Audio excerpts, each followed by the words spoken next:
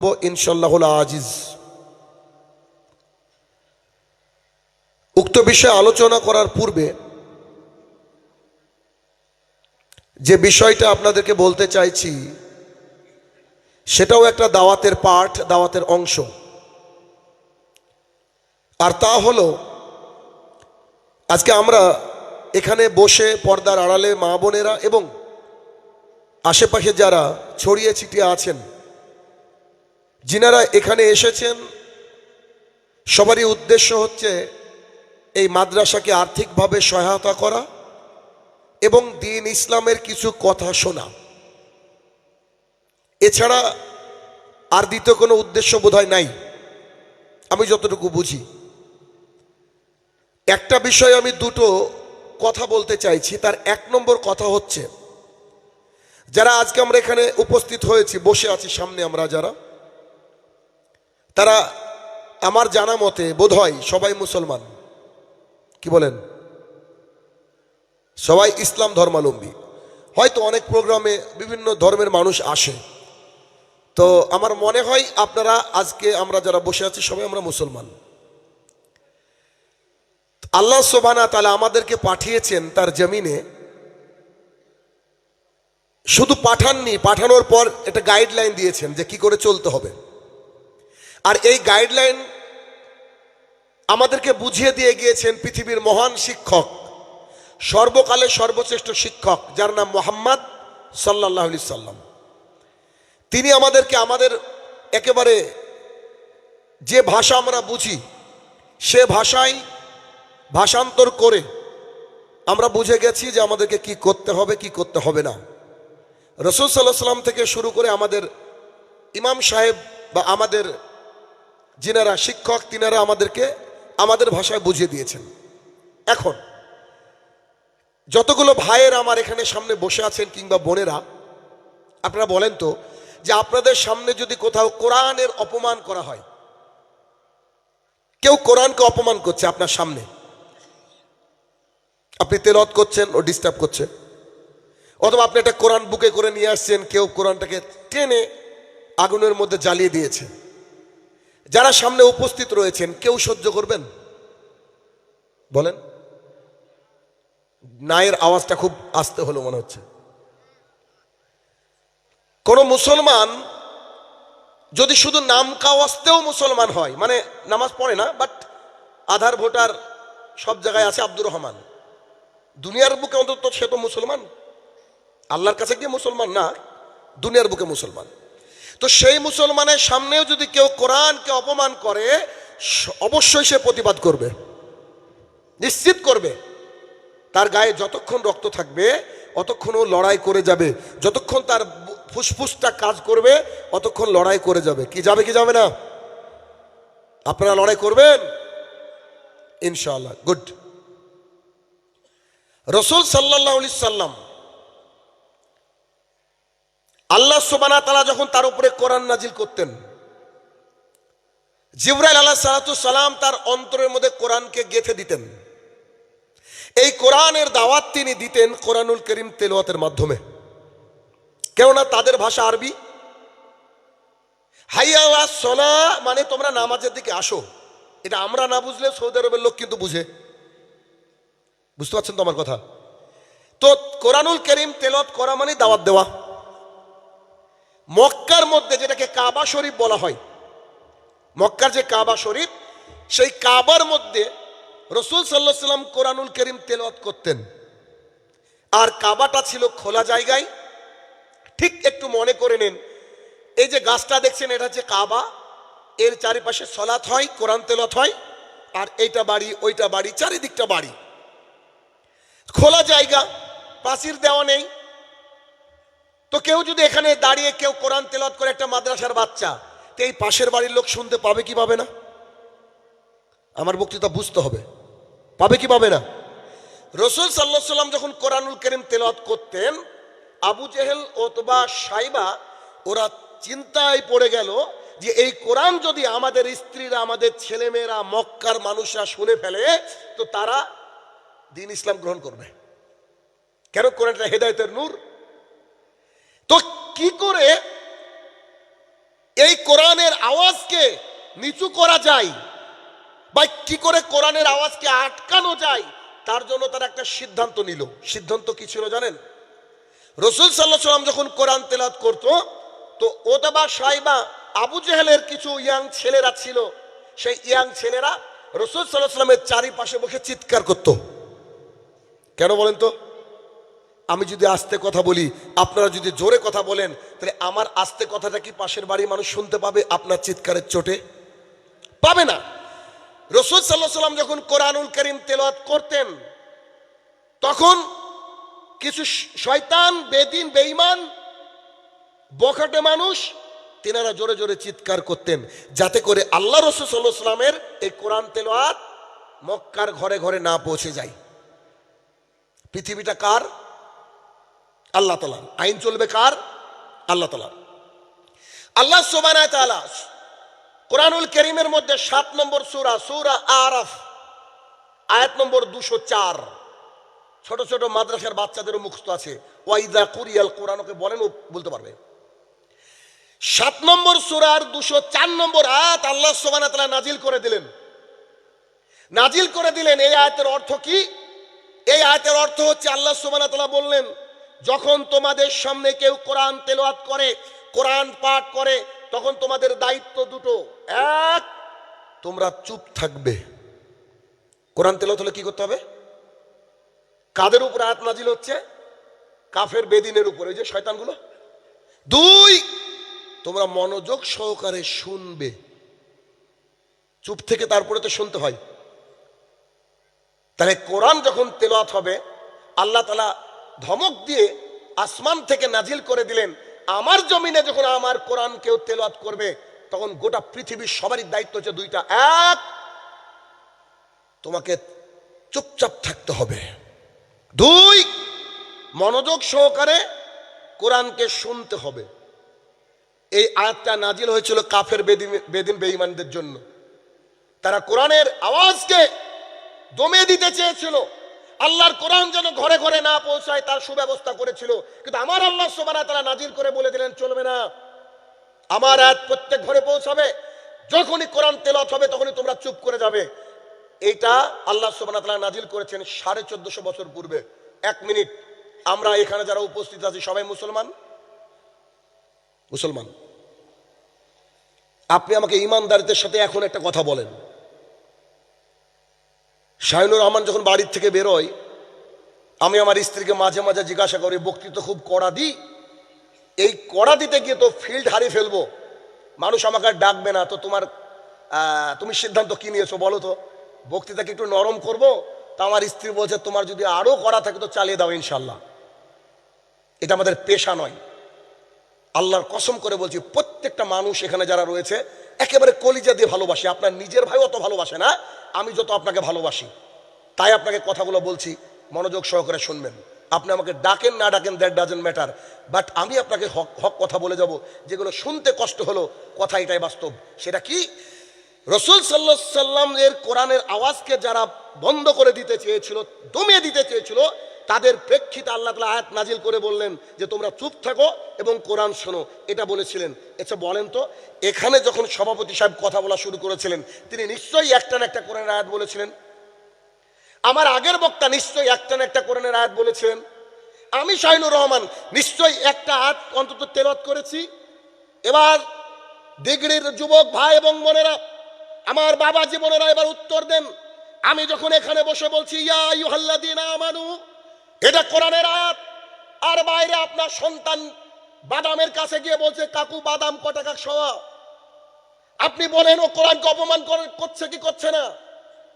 আমি যখন এখানে বলছি ইয়া আইয়ুহান নাস কুলু মিম্মা ফিল আরদি হালালান তাইয়্যিবা, ওখানে আপনার মেয়েটা গিয়ে বলছে কলাইয়ের জিলাপি ক টাকা কেজি।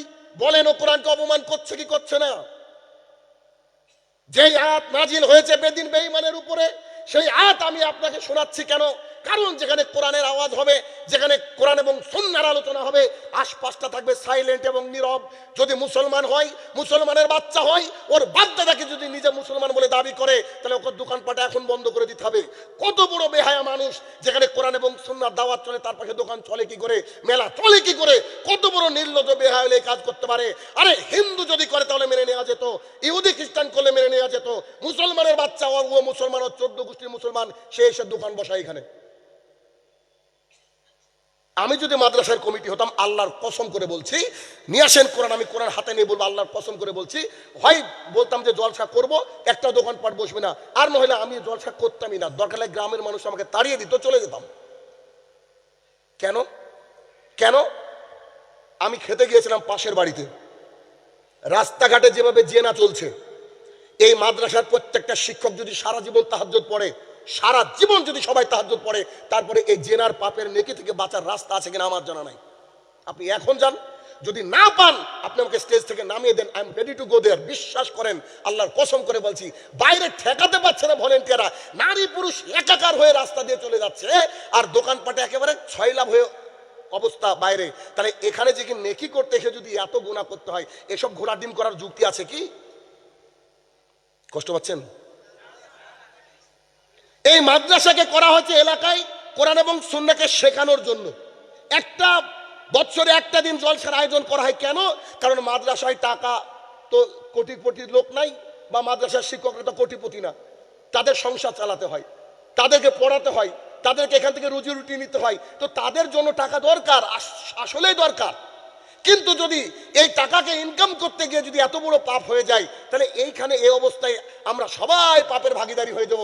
আজকে যতগুলা জেনা হবে, প্রত্যেকটা জেনার ভাগিদার আমরা যারা বসে আছি সবাই হব। কেন? যদি আয়োজন না হতো তো আসতাম না। বুঝেননি বোধহয়? গতকালকে মালদাতে ছিলাম, আমি কি আবার কালকে মালদায় যাব? যদি আয়োজন থাকে তবেই না যাব। আজকে আপনি বাইরে গিয়ে দেখেন পা রাখার জায়গা নাই, ওখান থেকে যদি 2% লোক এখানে আসতো, এই প্রাচীর ভাঙতে হতো, জায়গা হতো না। গাড়ি রাখছি তো এমন কোনো ছেলে নাই যারা তো আমি বিড়ি দেখিনি মুখে। আমার ড্রাইভার আছে, জিজ্ঞাসা করেন। আমি তাজ্জব হয়ে গেলাম, আমি বলছি আরে এত ছোটবেলায় বিড়ি পান করে, তা আমাকে ড্রাইভার বলছি এটা আর কি দেখলি, আরো অনেক কিছু দেখবি। ইন্না লিল্লাহ, পরিস্থিতি কি দেখেন। তাহলে কেন আমরা কোরআন এবং সুন্নাহর দাওয়াত দিতে এসে এরকম করে অন্যায় কাজের সাথে জড়িয়ে পড়বো? শুনেন, যদি মাদ্রাসা জলসা করতে হয়, আমি আপনাকে একটা তরিকা বলছি। মানে 20 থেকে 25 জন ইয়াং ছেলে নেবেন, যাদের মুখে দাড়ি আছে, টাকনুর উপরে প্যান্ট, 5 ওয়াক্ত সালাত আদায় করে, এই সাইজের এরকম মোটা লাঠি দিবেন হাতে, বুকে ব্যাস লাগিয়ে দিবেন, রাস্তা দিয়ে টহল দিবার ঘুরবে, আর বলবে যদি কেউ দোকান বসেছো মাথা ফাটিয়ে শামশেরগঞ্জ হসপিটালে পাঠাবো। যদি কোনো রকমের কোনো কেস হয় আমিরুলের ব্যাপারে আমাকে বলবেন, ও আমার খুব কাছের মানুষ, টেনশন নেই, আমি সলভ করে দেবো ইনশাল্লাহ। আপনাদের এমএলএ আছে না, আমার খুব কাছের মানুষ, আমি সলভ করে দেবো। কারণ মাথা ফেটে যদি আপনাকে কেসে পড়তে হয় আমি দেখবো ইনশাল্লাহ। তবুও জেনা করতে দেওয়া যাবে না। জেনা করতে দেওয়া, একবার লাঠি নিয়ে ঘুরবে আর বলবে ছেলে মেয়েরা এদিকে রাস্তা ছেলের, এদিকে রাস্তা মেয়ের, ব্যাস এরকম করে তারপরে জলসা করবেন। নইলে সামনে বছর জলসা করিয়েন না, প্রয়োজন হলে মাদ্রাসায় বন্ধ করে দিতে হবে। আপনার বাবার কি জিম্মেদারি পড়েছে নাকি যে লোকের মেয়েকে জেনা করি আপনি মাদ্রাসা চালাবেন? একই বিষয়ে পয়েন্ট নাম্বার 2, হ্যান্ডবিলটা নিয়েছে ওই জন্য। এখানে স্পষ্ট করে মাদ্রাসা কমিটির কোনো দোষ নাই, বিশ্বাস করেন, কোনো দোষ নেই। ওনারা বড় করে লিখে দিয়েছেন এখানে বিশেষ দ্রষ্টব্য, যেটা খুবই গুরুত্বপূর্ণ, সেটাকে বিশেষ দ্রষ্টব্য লেখা হয়। জালসা গাহে কোনো প্রকারের দোকান বসতে দেওয়া হবে না। ওনারা তো এমনি লিখেননি, লিখেছেন তো। 1 মিনিট, আমার সামনে যতগুলো মানুষ বসে আছেন, একটা বাড়িতে বিবাহ হচ্ছে, ওই বাড়িতে নেমন্তন্ন করেনি আপনাকে, আপনারা কে যাবেন বলেন তো? কেউ যাবেন? নেমন্তন্ন তো করেনি। আপনাকে বলছে ফেরদৌস আমার বাড়িতে আসবা না জানো, তোমাকে নিমন্ত্রণ করলাম না। কি বলেছে? আমার বাড়িতে আসবা না জানো, তোমাকে নিমন্ত্রণ করলাম না। ফেরদৌস কি যাবে? যদি যাই তো ফেরদৌসের সে বিহায় মানুষ পৃথিবীতে আছে? এখানে লেখা রয়েছে ঈদগাহে, জালসা গায়ে কোনো প্রকার দোকান বসবে না। তো দোকানদারা তো কুকুরের চেনিস, জানি না গাড়ির কাজ ঠিক থাকবে কিনা আজ, তবু কথা বলছি, আপনি বুঝেন। যেখানে আপনাকে আসতে মানা করা হয়েছে, যেখানে কমিটি আপনাকে আসতে নিষেধ করেছে যে তুমি আসো জলসা শুনো, দ্যাট ডাজন্ট ম্যাটার, বাট তুমি দোকান নিয়ে আসতে পারবে না, কমিটি নিষেধ করার পরেও যারা এসেছে তারা কি আপনি আমাকে উত্তর দেন তো দেখি, উত্তর আছে আপনার কাছে? যেখানে আপনাকে নিষেধ করা আছে যে ভাই আমরা আল্লাহর দুটো কথা শোনাতে এখানে ব্যবস্থা করেছি, কিছু দান কালেকশন করার জন্য ব্যবস্থা করেছি, তোমরা দোকানপাট নিয়ে আসো না। তারপরে তারা দোকানপাট নিয়েছে। আরে মুসলমান, তুমি তো 14 ঘন্টা না খেয়ে আরামে 30 দিন রোজা করে পরের দিনে সুন্দর করে খেজুর খেয়ে ঈদ করতে যাও, সেই মুসলমানের 3 ঘন্টা জালসা শুনতে এত বাদাম লাগে কেন? হ্যাঁ, 14 ঘন্টা না খেয়ে থাকা তুমি, তারপরেও মাগরিবের সালাত আদায় করার পরে কেউ 20 রাকাত, কেউ 8 রাকাত, এত তারাবি পড়ে তুমি ক্লান্ত হও না? 3 ঘন্টা জলসা শুনতে খেয়ে তোমাকে জিলাপি খেতে হবে কেন? আরে দোকানপাট তো বসবে না, স্থানীয় দোকানগুলো বন্ধ হয়ে যাবে মাগরিবের পর। কেন? যে আজকে বাইরে থেকে আলেমরা আসছে, বক্তারা আসছে, আজকে আমরা শুনবো কি বলছে, হাদিসগুলোকে নোট করব, বাড়িতে গিয়ে স্ত্রীকে শোনাবো, ছেলে মেয়েকে শোনাবো, জীবন পরিবর্তন হবে। আর যদি এরকম চলতে থাকে, বিশ্বাস করেন একটা জলসায় যে পরিমাণে টাকা লস হয় একটা এলাকার, ওই লস যদি হিসাব করেন, ওই লসটা মাদ্রাসাকে একবার দিয়ে দিলে 3 বছর মাদ্রাসা চলবে। 3 বছর মাদ্রাসা চলবে। কয়েকদিন আগে একটা মাদ্রাসা জলসা করতে গিয়েছি, আমি বুঝতে পারলাম না ওই মাদ্রাসা কমিটি কি করতে করতে ভুলে আমার কাছে মাদ্রাসার হিসাব পাঠিয়ে দিয়েছেন। মানে বোধহয় নাম্বারটা সেভ করা ছিল আমার কাছে।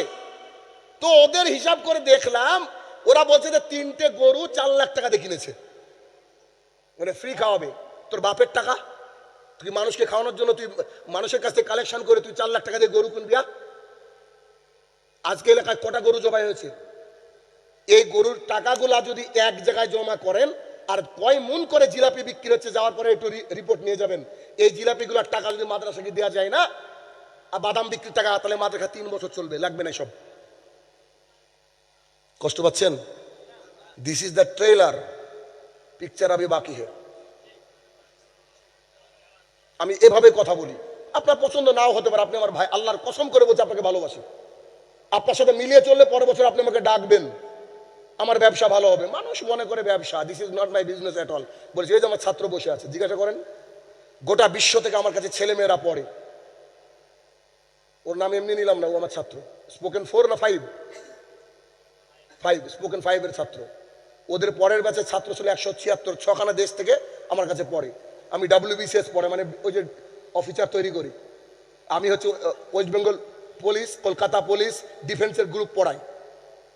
আমি আপনার বর্তমানে টেট যেটা নিয়ে ঝামেলা চলছে, 70 পাওয়ার পরে নাকি চাকরি পায় না, এটা ভারতবর্ষ চলে সব কিছু আর কি। বিহারে এসআইআর হওয়ার পরে, সবকিছু হওয়ার পরে ভোটার লিস্টে ভোট দাঁড়ালো, জনসংখ্যা দাঁড়ালো 7,42,00,000, আর ভোট পড়েছে 7,45,00,000। আর ওখানকার পোলিং বলছে যে আমরা ভোট পেয়েছি 66 পয়েন্ট সামথিং, তার মানে মাত্র 2.5 কোটি ভোট চুরি হয়েছে আর কি। বুঝতে পারেন না? মাত্র 2.5 কোটি লোক ভোট দিতে যায়নি, কিন্তু ভোট পড়ে গেছে অলরেডি। এটা আছে আমাদের ইন্ডিয়া। বুঝতে পেরেছেন? তো সেই দেশে বসে কথা বলছি, খুব কঠিন। আসেন মূল আলোচনায় ফ্রি। এতক্ষণ যা বললাম, আপনি আমার ভাই, আপনি আমার দিনী ভাই, একটু বালিশে মাথা দিয়ে ভাববেন আমি কথাগুলো কেন বললাম আপনাকে। আমি অত দূর থেকে আপনাকে গালি দিতে এসেছি? নিশ্চয়ই না। আপনাকে বলতে এসেছি যে আপনি আমার ভাই, আপনি বিপদে পড়েন না। আচ্ছা বলেন তো, আল্লাহ সুবহানাহু ওয়া তাআলা কিয়ামতের মাঠে যদি আপনাকে জিজ্ঞাসা করে যে আচ্ছা ভাই, তোমরা যে জলসা দিয়েছিলে এটা কি একান্তই জরুরি ছিল? শাহিনুর রহমান বলেছিল, আর 5টা বক্তা বলেছিল বাইরে জেনা চলছে, পরের বছর বন্ধ করতে পারোনি। উত্তর কি দেবো আল্লাহর কাছে? আছে? বুঝতে পারেন বোধ আছে? নাই। এবার আপনারা ভাববেন কি করা যায় ইনশাআল্লাহ। তবে আমার বক্তৃতা শুনে বহু জায়গায় দোকানপাট উঠে গেছে। দিনাজপুরে যেখানে যাচ্ছি প্রায় বলছে যে আপনার বক্তৃতার পর আমরা দোকানপাট উঠিয়ে দিয়েছি, কিন্তু সমস্যা একটা, এলাকার লোক বলছে দোকানপাট উঠিয়ে দিলে আমরা জলসায় যাব না। আমি বলেছি তোদের দরকার নেই, মাইক একটু বেশি দূরে দূরে দাও, শুনতে হবে যে কোনো মূল্যে। আর যারা আবার দূর থেকে শুনে তারা শুনে ভালো, বুঝতে পারেনি, ক্রিটিসাইজ করার জন্য শুনে ভালো। আসেন আজকের আলোচনার বিষয় ইমানের স্বাদ। খুবই গুরুত্বপূর্ণ আলোচনা। আলোচনা যদি বাড়িতে নিয়ে যেতে পারেন আপনার জীবন পরিবর্তন হবে, বিশ্বাস করেন। আসেন ইমানের স্বাদ।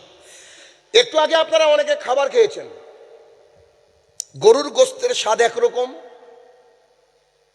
আর মুরগির গোস্তের স্বাদ একরকম, খাসির গোস্তের স্বাদ একরকম, ফুলকপির স্বাদ একরকম।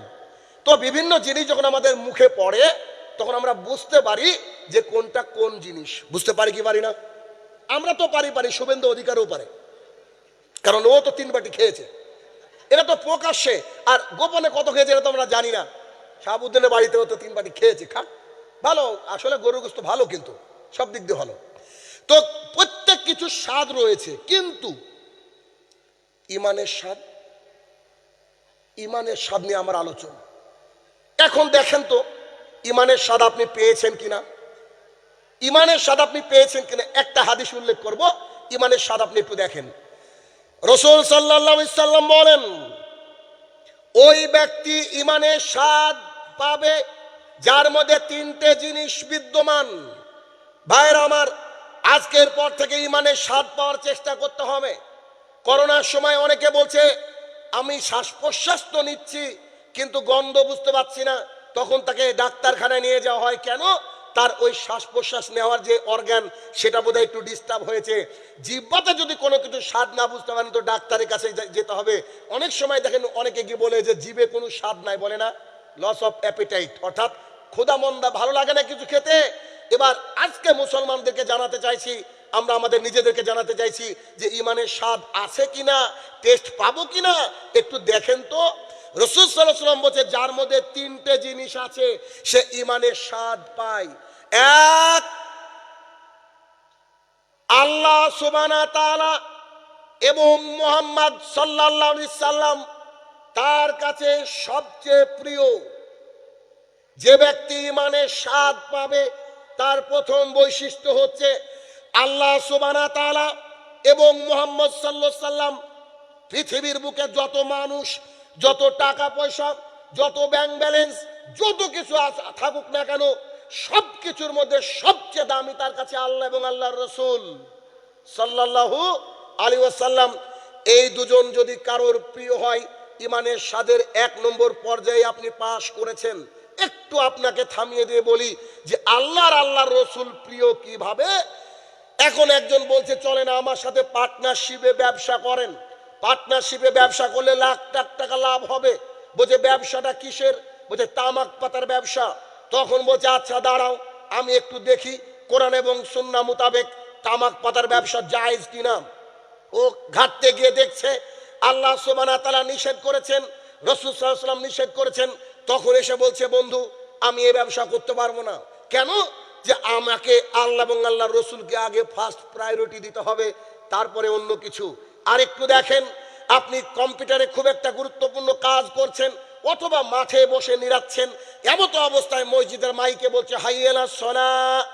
যখন এই ডাক শুনেছেন আপনার নিরানিটাকে থামিয়ে দিয়েছেন, কম্পিউটারকে থামিয়ে দিয়ে মসজিদের পথে যাচ্ছেন আর বলছেন পৃথিবীতে যতই কাজ থাকুক না কেন আজান হয়ে গেলে আল্লাহ আমার সবচেয়ে প্রিয় মানুষ, মুহাম্মদ সাল্লাল্লাহু আলাইহি ওয়াসাল্লাম প্রিয় মানুষ, অথবা আমাকে যেতে হবে। আপনার মা আপনাকে বলছে বেটা মাত্র 18 বছর বয়স হলো, এ বয়সে তুমি দাড়ি রাখলা কেন, তোমার মুখটা দেখতে ভালো লাগে না। আপনি তো আপনার মাকে বলছেন আম্মা আমি ইমানের স্বাদ পেতে চাই। রাসূল সাল্লাল্লাহু আলাইহি ওয়াসাল্লাম বলেছে ফাউল্লুহা, দাড়িটাকে ছেড়ে দাও, ওয়াসু সারেফ, গোপটাকে ছাটো। আমি আল্লাহ এবং আল্লাহ রসুলকে প্রথমে ভালোবাসি, বাকি অন্য কিছু। আমি যেমন রামপুরহাটের একজন ইঞ্জিনিয়ারকে চিনি, তিনি আমাকে বলছেন ভাই আমি ইঞ্জিনিয়ারিং করতাম, লক্ষ লক্ষ টাকা ইনকাম ছিল মাসে, আমাকে আমার কোম্পানি বলছে দাড়ি চেষে ফেলতে হবে, আমি কোম্পানিকে চেষে দিয়েছি। কথা বুঝতে পেরেছেন? আমি কোম্পানি থেকে চলে এসেছি। হাজারো মানুষ আছে কেরালায় কাজ করতে গিয়ে দাড়ি ছাটে, হাজারো মানুষ আছে কেরালায় কাজ করতে গিয়ে দাড়ি ছাড়বো না বলে উল্টো পথে ঘুরে। ভাই সবারই কাছে ইমান একরকম নয়। তাই পৃথিবীর বুকে আল্লাহ এবং আল্লাহ রসুল হচ্ছে 1 নম্বরে, বাকি কাদের হিসাব করবো এটা পরের বিষয়। আল্লাহ রসুলকে রাজি খুশি করতে হবে। এইটা যদি কারোর মধ্যে থাকে ইমানের স্বাদ পাওয়ার ক্ষেত্রে প্রথম সিলেবাসে পাস। তাহলে যাই করতে যাব আল্লাহ রসুলকে জিজ্ঞাসা করব এটা কি ঠিক। যদি আল্লাহ এবং আল্লাহ রসুল বলছে যে ঠিক তবে যাবেন, আর যদি বলে যে না না না এখানে ঘাটতি আছে সমস্যা আছে তাহলে ওখানে যাওয়া যাবে না। 2, কোন ব্যক্তি যদি কোনো ব্যক্তিকে শুধুমাত্র আল্লাহ তাআলার জন্য ভালোবাসে, ভালোবাসাটা কেন? শুধুমাত্র আল্লাহ সুবহানাহু ওয়া তাআলার জন্য। কেমন দেখেন, আমি শাহিনুর রহমান, আপনি আমাকে ভালোবাসেন কেন? আমি কোরআন এবং সুন্নাহর কথা বলি তাই। আমি শাহিনুর রহমান হঠাৎ করে পথভ্রষ্ট হয়ে গেলাম, আজ থেকে আমি গান বাজনা নিয়ে মত্ত হয়ে গেলাম, সেদিন থেকে আপনি আমাকে ঘৃণা করবেন। এটা হচ্ছে আল্লাহ তাআলার জন্য ভালোবাসা। কথা কি বুঝতে পারছেন? কথা বুঝতে পারছেন? আল্লাহ সুবহানাহু ওয়া তাআলার জন্য ভালোবাসার একটা দৃষ্টান্ত আপনাকে দিই, আপনি তাজ্জব হয়ে যাবেন। একটু দেখেন, আবু হুরায়রা রাদিয়াল্লাহু তাআলা আনহু বলেন, রাসূল সাল্লাল্লাহু আলাইহি সাল্লাম বলেছেন, একজন ব্যক্তি ফাঁকা মাঠের মধ্যে দিয়ে যাচ্ছিল পাশের গ্রামে। আল্লাহ সুবহানাহু ওয়া তাআলা ফেরেশতা মণ্ডলীকে, একজন ফেরেশতাকে বললেন, ওই যে আব্দুর রহমান যায়, ওর কাছে গিয়ে জিজ্ঞাসা করো ও পাশের গ্রামে কেন যায়। আল্লাহ কি জানেন না নাকি? নিশ্চিত জানেন। তারপরে আল্লাহ তাআলা আমাদেরকে জানানোর জন্য কৌশল অবলম্বন করেছেন। তখন ফেরেশতা এসে মানুষের রূপ ধরে বলছে, ভাই আব্দুর রহমান, আপনি কোথায় যাচ্ছেন? তো পাশের গ্রামে। কোথায়? শামশেরগঞ্জ যাচ্ছি। আচ্ছা, বলছি চাঁদপুরে যাচ্ছি। আচ্ছা ঠিক আছে ভাই, ওখানে কেন যাচ্ছেন? তো ওখানে আমাদের একজন দ্বীনি ভাই আছে। ও, আপনি কি ব্যবসা করেন? লেনদেনের জন্য যাচ্ছেন? তো বলছে না না না, লেনদেনের জন্য নয়। তাহলে কি কারণে যাচ্ছেন? বলছে ও আমার দ্বীনি ভাই, দ্বীনের মহব্বত, আল্লাহর জন্য তাকে ভালোবাসি। কি তার কাছে কি কোনো টাকা পাবেন? তো না না না, আর্থিক লেনদেন নেই, শুধুমাত্র কেবলমাত্র এমনি যাচ্ছি। আমার সাথে তার ভালোবাসাটা কেন? আল্লাহ তাআলার জন্য। ও মুসলমান সালাত আদায় করে, আমিও মুসলমান সালাত আদায় করি, তাই ও আমার বন্ধু, তাই আমি যাচ্ছি। তো ফেরেশতা বলছে, আল্লাহ সুবহানাহু ওয়া তাআলা আমাকে পাঠিয়েছেন আপনার কাছে। শোনেন, আল্লাহ আমার কাছে, আপনার কাছে পাঠিয়েছেন। আল্লাহ সুবহানাহু ওয়া তাআলা বলছে, কেউ যদি একে অপরকে আল্লাহর জন্য ভালোবাসে, আল্লাহ তার জন্য জান্নাতে ঘর নির্মাণ করেন। সুবহানাল্লাহ বাড়ি গিয়ে বলবেন। কথা বুঝতে পারেননি? হাদিসের উপরে আমল করতে হবে। আমি যতগুলো হাদিস স্টেজে বসে বলি, 2012 সাল থেকে এ পর্যন্ত একটা বক্তৃতা 20-30-40টা পর্যন্ত হাদিস থাকে। আমি হাদিসে আমল করি, তারপরে বলি। 1 মিনিট একটু দেখাই। গত 3-4 বছর বা হবে, বছরটা ভুল হতে পারে, খেয়াল নেই, মতিউর রহমান মাদানী হাফেজাহুল্লাহ, গোটা পৃথিবীর মধ্যে যিনি এখন বাঙালিদের অন্যতম নক্ষত্র বলতে পারেন, যার বক্তৃতার মধ্যে শুধু হেদায়েতের আলো আর আলো, আলো আর আলো। আল্লাহ যে কত জ্ঞান দিয়েছেন, আল্লাহ যে কত সম্মান দিয়েছেন, এটা যে আমরা ভারতবাসী হিসেবে গর্বিত বোধ করি যে এমন একজন আলেম আমাদের দেশের। দোমোহনায় বাড়ি, দিনাজপুর। তো শেখ আসলেন, আমরা সংবাদ পেলাম যে শেখ এসেছেন তার বাসায়, বাড়িতে এসেছেন। আমি আমার এক বন্ধুকে বললাম, তোমার তো 4 চাকা আছে, তো চলো যাই, আমরা শেখ মতিউর রহমান মাদানির সাথে দেখা করব। আমাদের বাড়ির থেকে মতিউর রহমান মাদানিকে দেখা করতে গিয়েছিলাম মাত্র 400 কিলোমিটারের আশপাশে। কত কিলোমিটার? অনেকে আছেন জীবনে জার্নি করেনি এতটা, এটা আমাদের অভ্যাস হয়ে গেছে। নিয়ার অ্যাবাউট 400 কিলোমিটার, এদিক ওদিক হতে পারে ভাই, অত একদম কিলোমিটার মেপে বলিনি, একটু বলছি আপনাকে, উদাহরণ দিচ্ছি। চলে গেলাম দেখা করতে বিহারের কোলে বা কিষানগঞ্জ, বিহারেই। যাওয়ার পরে মসজিদে ওনাকে পেলাম, তো উনি খুব ব্যস্ত ছিলেন। ওনাকে বললাম, শেখ 1 মিনিট আমার জন্য বসতে হবে। তো তিনি আমাকে বললেন, তুমি আসলা, একটু মেহমানদারি করার সুযোগ দাও। আমি বললাম, জি না, সুযোগ তো পাওয়া যাবে না, একটু কথা বলতে আসলাম, দেখা করতে আসলাম। তখন বলছে, বলো কি বলতে চাও? আমি বললাম, একটা হাদিস শোনাতে এসেছি 400 কিলোমিটার পার করে। তো বলছে, হাদিস কি? একটু আগে যে হাদিস আপনাকে শোনালাম, এই হাদিস শোনালাম। তখন বলছে, সুবহানাল্লাহ, তিনি তো জানেন, তারপরে শোনালাম। আমি বললাম, আসলে আমি জান্নাতকে ঘর কনফার্ম করতে এসেছি। বুঝেননি? আমি গিয়েছি, এত টাকা খরচ করে তেল পোড়ালাম আমি। কেন? কারণ কেউ যদি কাউকে আল্লাহর জন্য ভালোবাসে আর তার সাথে যদি সাক্ষাৎ করতে যায়, ফেরেশতা বলছে তোমার জন্য আল্লাহ জান্নাতে ঘর নির্মাণ করে। এই বক্তৃতা হয়তো বহু জায়গায় দিয়েছি। আমার বক্তৃতা শুনে কত মানুষ যে বাড়িতে যায় সাক্ষাৎ করতে, সুবহানাল্লাহ বিহামদি, কি দিয়ে বুঝাবো? আপনারা অনেকেই ভালোবাসেন আব্দুর রাজ্জাক বিন ইউসুফকে, ইচ্ছা হয় না যে তার সাথে দেখা করি? বলেন, আব্দুল্লাহ বিন আব্দুর রাজ্জাক, ইচ্ছা হয় না? এবছর ওনাদের সাথে বেশ কিছু প্রোগ্রাম আমার আছে, আলহামদুলিল্লাহ। তো এই যে একটা দিনের মহব্বত, দিনের ভালোবাসা, যখনই কোনো একজন শেখ দেখেন তো বুকে জড়িয়ে ধরেন। কেন? যে না, দিনের ভালোবাসা, ব্যাস, আর কিছু না। তো 2, কোনো ব্যক্তি যদি কাউকে ভালোবাসে শুধুমাত্র কার জন্য, এটা আবার বাইরে গিয়ে যেন ইয়াং ছেলেরা দলিল না দেয়, বলছে, ও ময়না, I love you for the sake of Allah সুবহানাহু ওয়া তাআলা। ওর গার্লফ্রেন্ডকে বলছে যে আমি তোকে ভালোবাসি আল্লাহ তাআলার জন্য। ভাই, this is not fair at all. এটা কিন্তু ঠিক নয়, এটা আবার ভুল হয়ে গেল। কেন? বুখারীর হাদিস, রাসূল সাল্লাল্লাহু আলাইহি ওয়াসাল্লাম বলছে, একজন নারী আর একজন পুরুষ যদি একান্তে মিলিত হয়, মাঝে তৃতীয় জন থাকে শয়তান। তাহলে পার্কে কে থাকে গো? আপনার মেয়ে কোথায় যাচ্ছে আপনি দেখবেন না? আপনি যে বাবা, আপনাকে যে জিজ্ঞাসা করা হবে কিয়ামতের মাঠে, আপনি করবেন কি? অতএব 2 3 ঈমান আনার পরে কুফরিতে ফিরে যাওয়া আগুনের মধ্যে ঝাঁপ দেওয়ার সমতুল্য মনে করে। এই 3টে বিষয় যার মধ্যে থাকবে সেই ব্যক্তি ঈমানের স্বাদ পাবে। 1, পৃথিবীর বুকে আল্লাহ এবং আল্লাহর রাসূল প্রথমে, এর উপরে ভালোবাসার কেউ নাই। 2, একে অপরকে ভালোবাসতে হবে কার জন্য?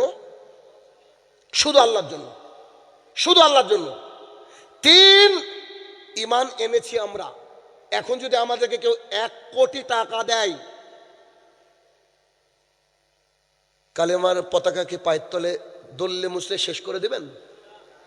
যদি গোটা পৃথিবী দিয়ে দেয়? আরে কত পাগল! ইংল্যান্ডের একজন মানুষ আইফোন 16 প্রো ম্যাক্স না কি সব আইফোন নিয়ে একটা ছেলেকে অথবা একটা মেয়েকে রাস্তায় ভিডিও দেখবেন বোধহয়, একজন মেয়েকে দাঁড় করে দিয়ে বলছে, আর ইউ মুসলিম? বলছে ইয়েস আই এম মুসলিম। বলে ডু ইউ ফাস্ট? আপনি কি রোজা আছেন? বলে জি।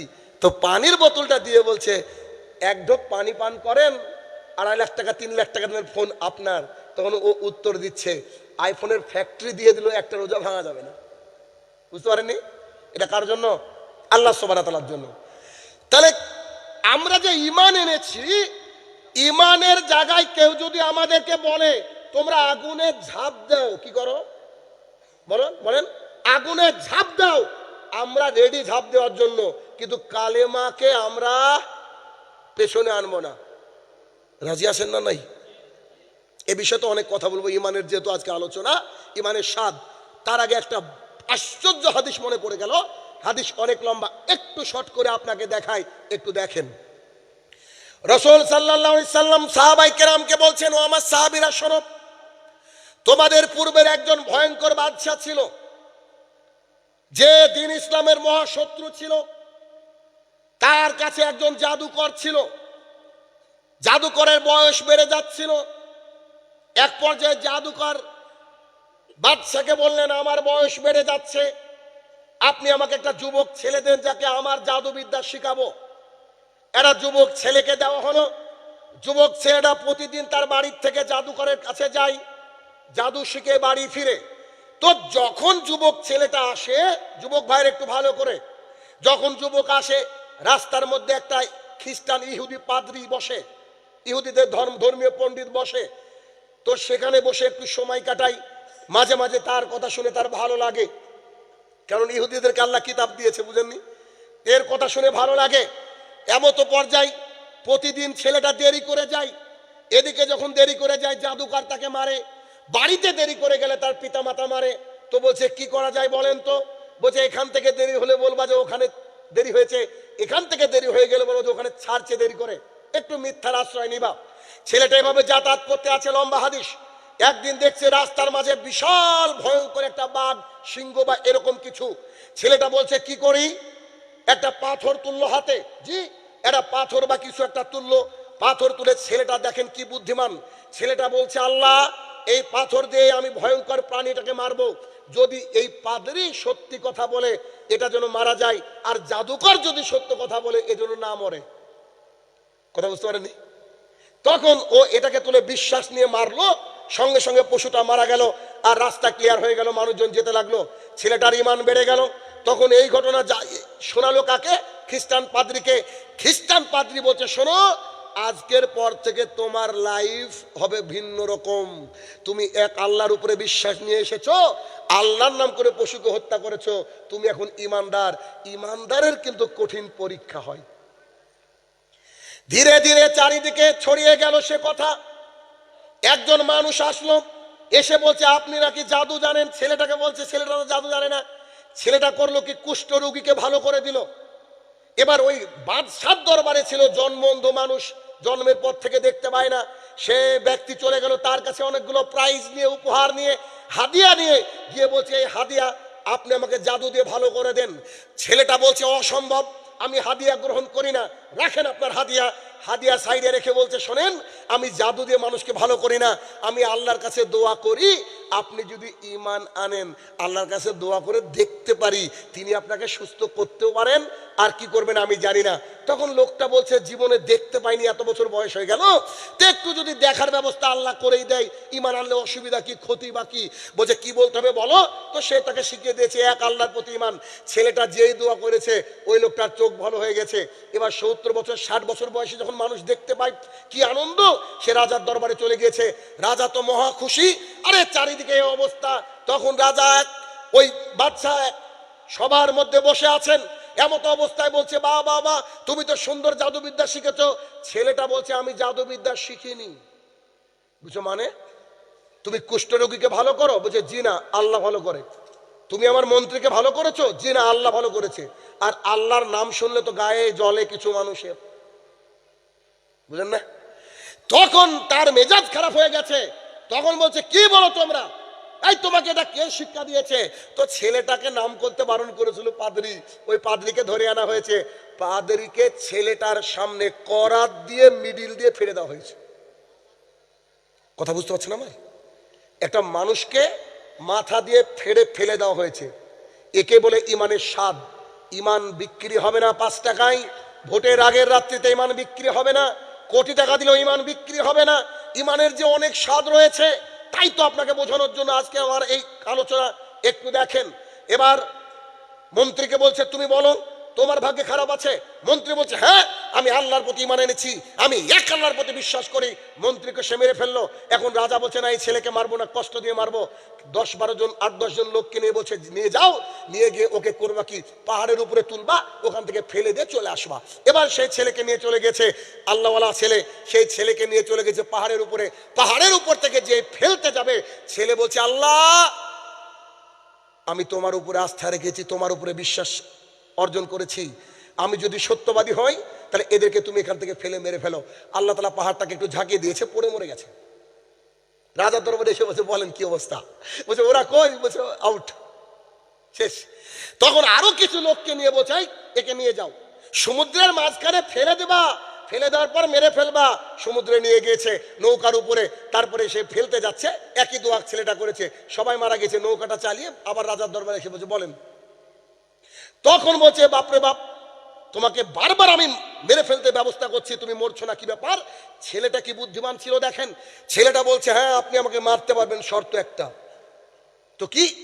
এই যে শামশেরগঞ্জ ফিল্ড আছে, এই শামশেরগঞ্জ ফিল্ডে এলাকার মানুষকে জানান যে এখানে ছেলেটাকে হত্যা করা হবে। বড় একটা জায়গা করবেন। ভাই, হাদিসে শামশেরগঞ্জ নাই, ভুল বুঝিয়েন না, আপনাকে বোঝানোর জন্য বলছি।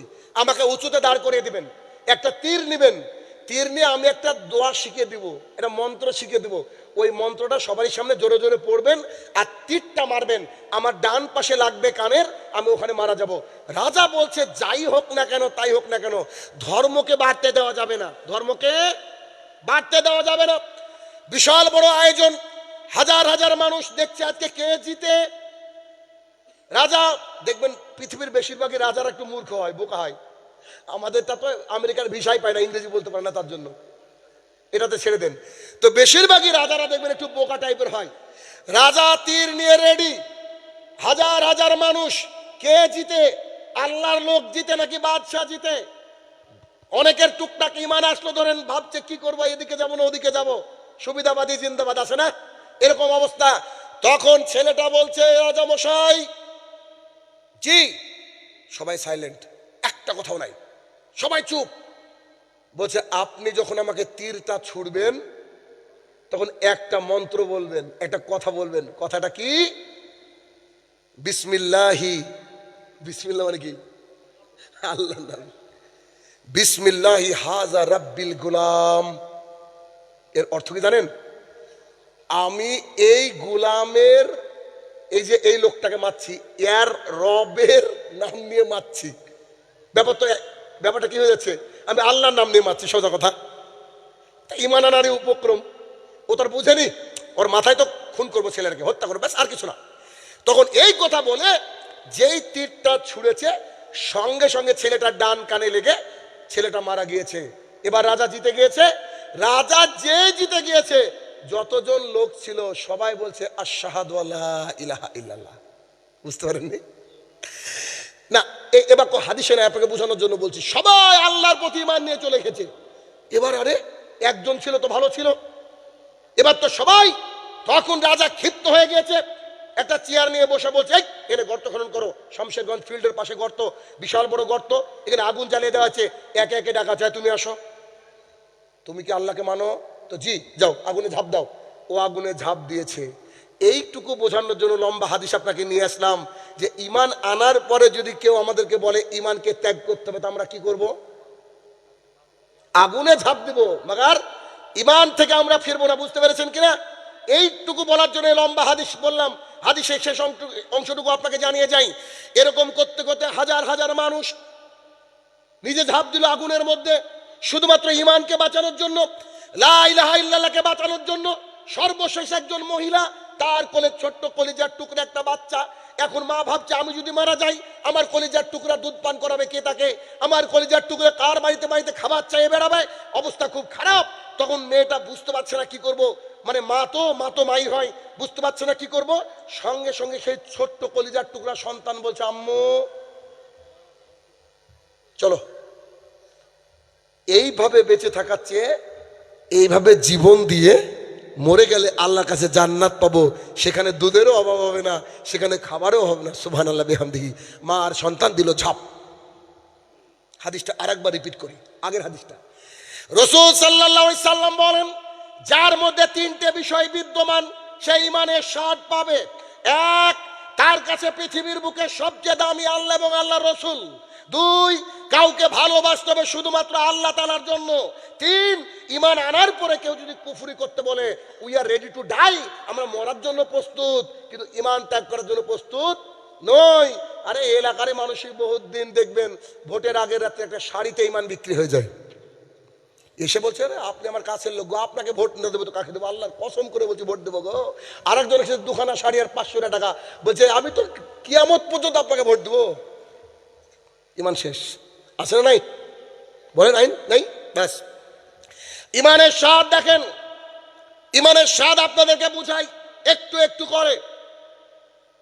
আব্দুল্লাহ ইবনে ওমর রাদিয়াল্লাহু তাআলা আনহু বলেন, আব্দুল্লাহ ইবনে ওমর রাদিয়াল্লাহু তাআলা আনহু বলেন, রাসূল সাল্লাল্লাহু আলাইহি সাল্লামের সাহাবীদের ঈমান ছিল পাহাড়ের চেয়েও শক্ত। আব্দুল্লাহ ইবনে ওমর রাদিয়াল্লাহু তাআলা আনহু বলেন, রাসূল সাল্লাল্লাহু আলাইহি সাল্লামের সাহাবায়ে কেরামের ঈমান ছিল পাহাড়ের মতো শক্ত, ঈমানকে টালমাটাল করা যেত না, এতটা ছিল। যেদিন আবু সুফিয়ান, কুরাইশদের নেতা, দ্বীন ইসলাম গ্রহণ করেননি, রোমের সম্রাট হিরাক্লিয়াস রোমান সম্রাটের সামনে বসে আছেন, যিনি এখনো ইসলাম গ্রহণ করেননি, তিনি বসে আছেন আবু সুফিয়ান। আবু সুফিয়ান কিন্তু শেষ জীবনে ইসলাম গ্রহণ করেছে। আবু সুফিয়ান বসে আছে, রোমান সম্রাট হিরাক্লিয়াস কথোপকথন করতে করতে রোমান সম্রাট বলছে, আচ্ছা আবু সুফিয়ান, আপনাকে আমি দুটো প্রশ্ন করব, উত্তর দেন তো। তো বলেন, যেই লোকটা আপনাদের এলাকায় নবী দাবি করেছে, সেই লোকটার উপরে ঈমান আনার পর ঈমান আনার সংখ্যা দিন দিন বাড়ছে নাকি কমছে? বুঝেন ভালো করে, মানে মুসলমান কি বাড়ছে না কমছে? আবু সুফিয়ান অমুসলমান তখন বলছে, জি দিন দিন তো লোকজন ওর দলেই যাচ্ছে দেখছি। আচ্ছা, দুই, কেউ কি ঈমান আনার পরে মুহাম্মদ সাল্লাল্লাহু আলাইহি ওয়াসাল্লামকে গ্রহণ করার পরে কি ত্যাগ করেছে ইসলাম? এমন দেখেছেন? আবু সুফিয়ান বলছেন, না এমন দৃশ্য তো দেখিনি। তখন তিনি বলছেন, ঈমান একেই বলে, একবার যদি কি ঈমানের স্বাদ পেয়ে যায়, কোটি কোটি টাকা দিলেও, গোটা পৃথিবী দিয়ে দিলেও তার ঈমানকে নষ্ট করা যায় না। কে বলছে? রোমান বাদশাহ হিরাক্লিয়াস। আসেন এবার একটু নিয়ে যাই। সাদ ইবনে আবি ওয়াক্কাস রাদিয়াল্লাহু তাআলা আনহু, ছোট্ট একজন মানুষ, গোটা এলাকা জুড়ে তার সুনাম যে এই সাদ ইবনে আবি ওয়াক্কাস ছোটবেলা থেকে তার মাকে খুব ভালোবাসে। এখানে যত মানুষ আছেন মাকে ভালোবাসেন না আপনারা? কিন্তু কোন সন্তান দেখবেন একটু বেশি মাকে ভালোবাসে, এমন আছে না নাই?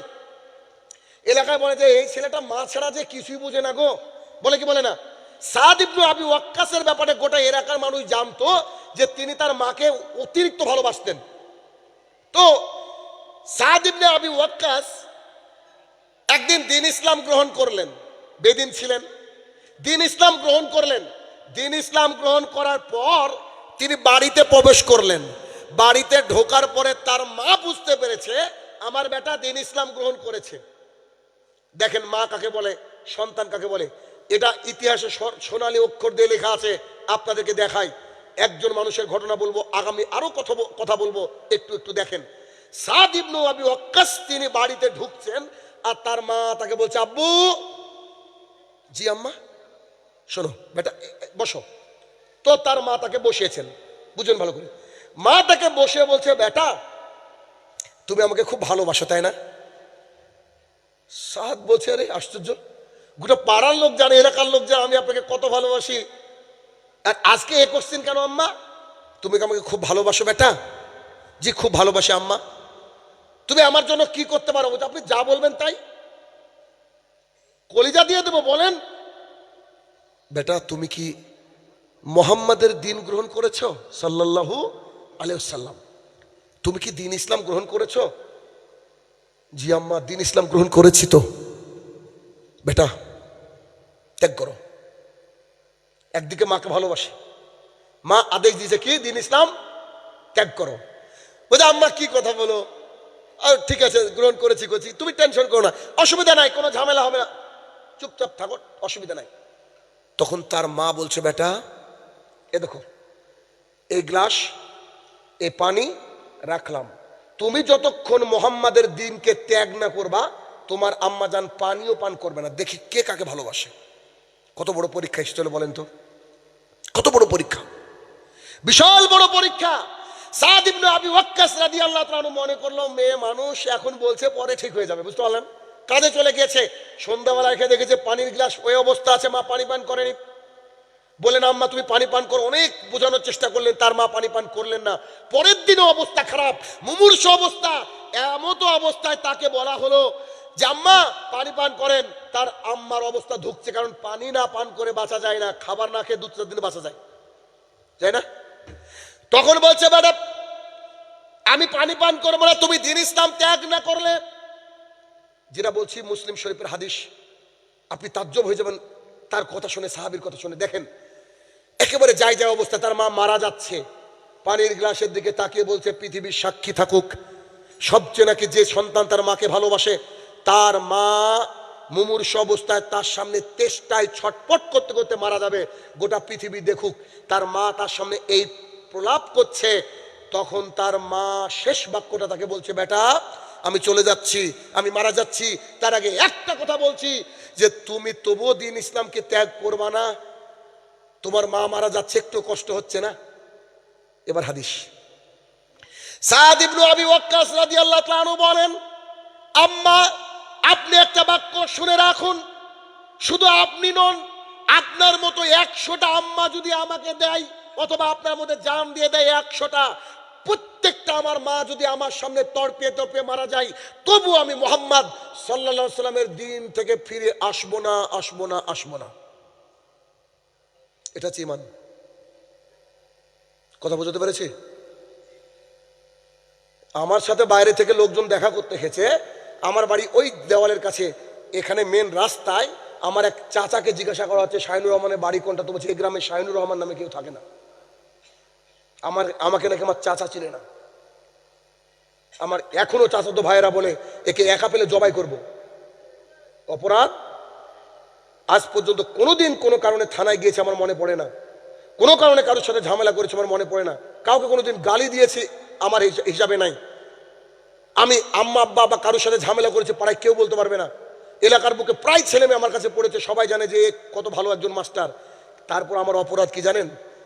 খেজুর দিয়েছিলাম মদিনার, খুব মিষ্টি ছিল, জমজমের পানিটাও স্বাদ ছিল। যখন ইসলাম দিয়েছি আমি ফিতনাবাজ, বুঝতে পারেননি বোধহয়, মদিনার ইসলাম দিয়েছি, সহ্য হয়নি। তখন বলছে এই ছেলেটা কি করলো, গোটা এলাকার মানুষকে বিভ্রান্তির মধ্যে ফেলে দিল। কেন বুকে হাত বাঁধছে, জোরে আমিন বলছে। মানে 2012 সালের পূর্বে আমাদের এলাকায় আমিন জোরে বলতে এটা কেউ জানতো না। আমি দাওয়াত দিয়ে আস্তে আস্তে শুরু হয়েছে, আলহামদুলিল্লাহ। আমার কত শত্রু, অথচ তাদেরকে বলেন কি বলবো, লকডাউনের সময় ঘাড়ের মধ্যে চাল নিয়ে, যে ছেলেটা কোনোদিন মাথায় কিছু নেয়নি, ঘাড়ের মধ্যে খুব আদরে মানুষ করেছে আমার আব্বা আমাকে, ঘাড়ের মধ্যে চাল নিয়ে যখন বাড়িতে দিয়ে গেছি, 3 দিন পর শুনছি আমেরিকা থেকে টাকা পাই। বুঝতে পেরেছেন? অসহায় মানুষকে দিয়ে গেছি, তারা ঘোষণা করছে আমেরিকা থেকে টাকা পাই, আমি নাকি জাকির নায়কের দালাল, ইহুদি খ্রিস্টানের দালাল, টাকা পাই তো দিয়েছে। হক পথে থাকলে আপনার উপরে দিয়ে বুলডোজার চলে যাবে, যাবে।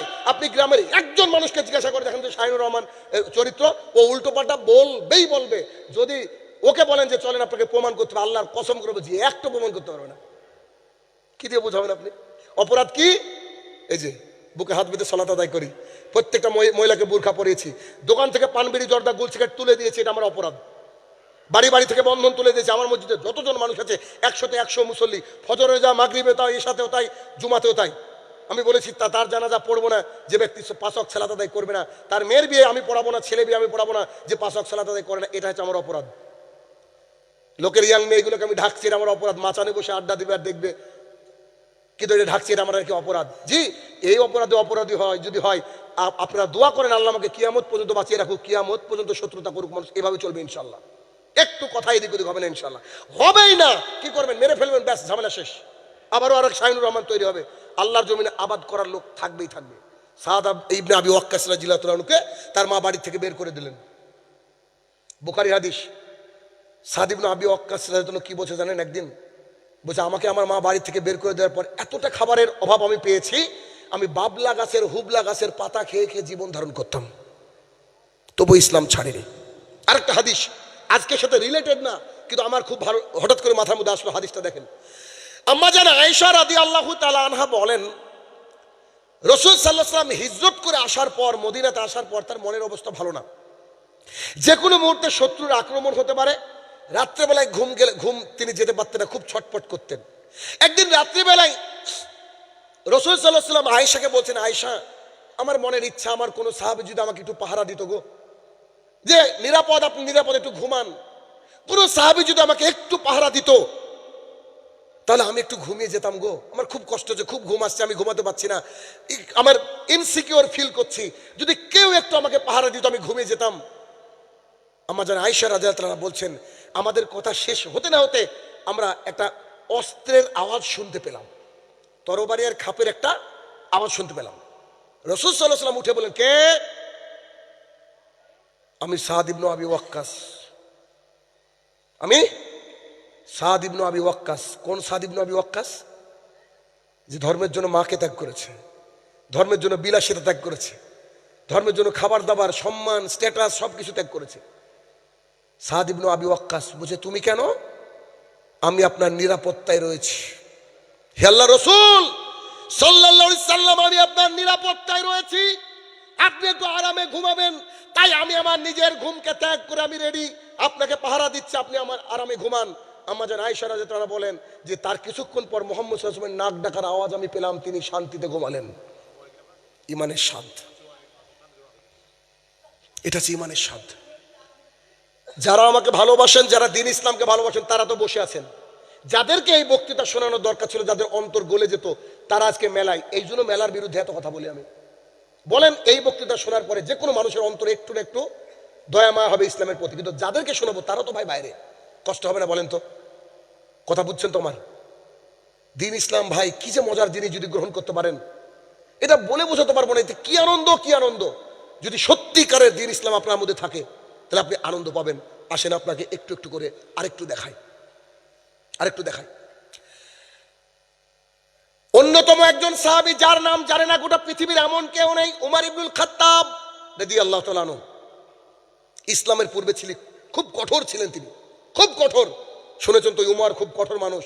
মুহাম্মদ সাল্লাল্লাহু আলাইহি ওয়াসাল্লামকে হত্যা করারও প্ল্যান করেছিলেন উমর ইবনুল খাত্তাব রাদিয়াল্লাহু আনহু। তিনি দ্বীন ইসলাম গ্রহণ করলেন, আলহামদুলিল্লাহ। তিনি দ্বীন ইসলাম গ্রহণ করলেন। দ্বীন ইসলাম গ্রহণ করার পর, বীর তো বীর, আগেও ছিল বীর, পরেও বীর। দ্বীন ইসলাম গ্রহণ করার পর একজন মুসলমানকে বলছে, একজন সাহাবীকে বলছে, আচ্ছা ভাই, এই কুরাইশদের কাছে সংবাদ কে পাচার করে গো? মানে দ্বীন ইসলাম গ্রহণ করে সাহাবীরা লুকিয়ে লুকিয়ে থাকতো, উমর ইবনুল খাত্তাব রাদিয়াল্লাহু তাআলা বলছে যে কুরাইশদের কাছে সংবাদ কে পাচার করে? তো বলছে, কেন?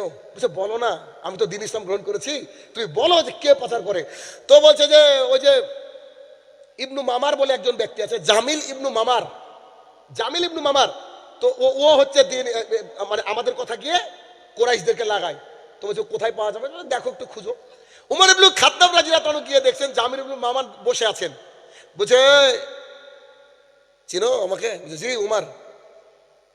উমার আল্লাহকে মেনে নিয়েছে, নবীকে মেনে নিয়েছে, উমর দ্বীন ইসলাম গ্রহণ করেছে।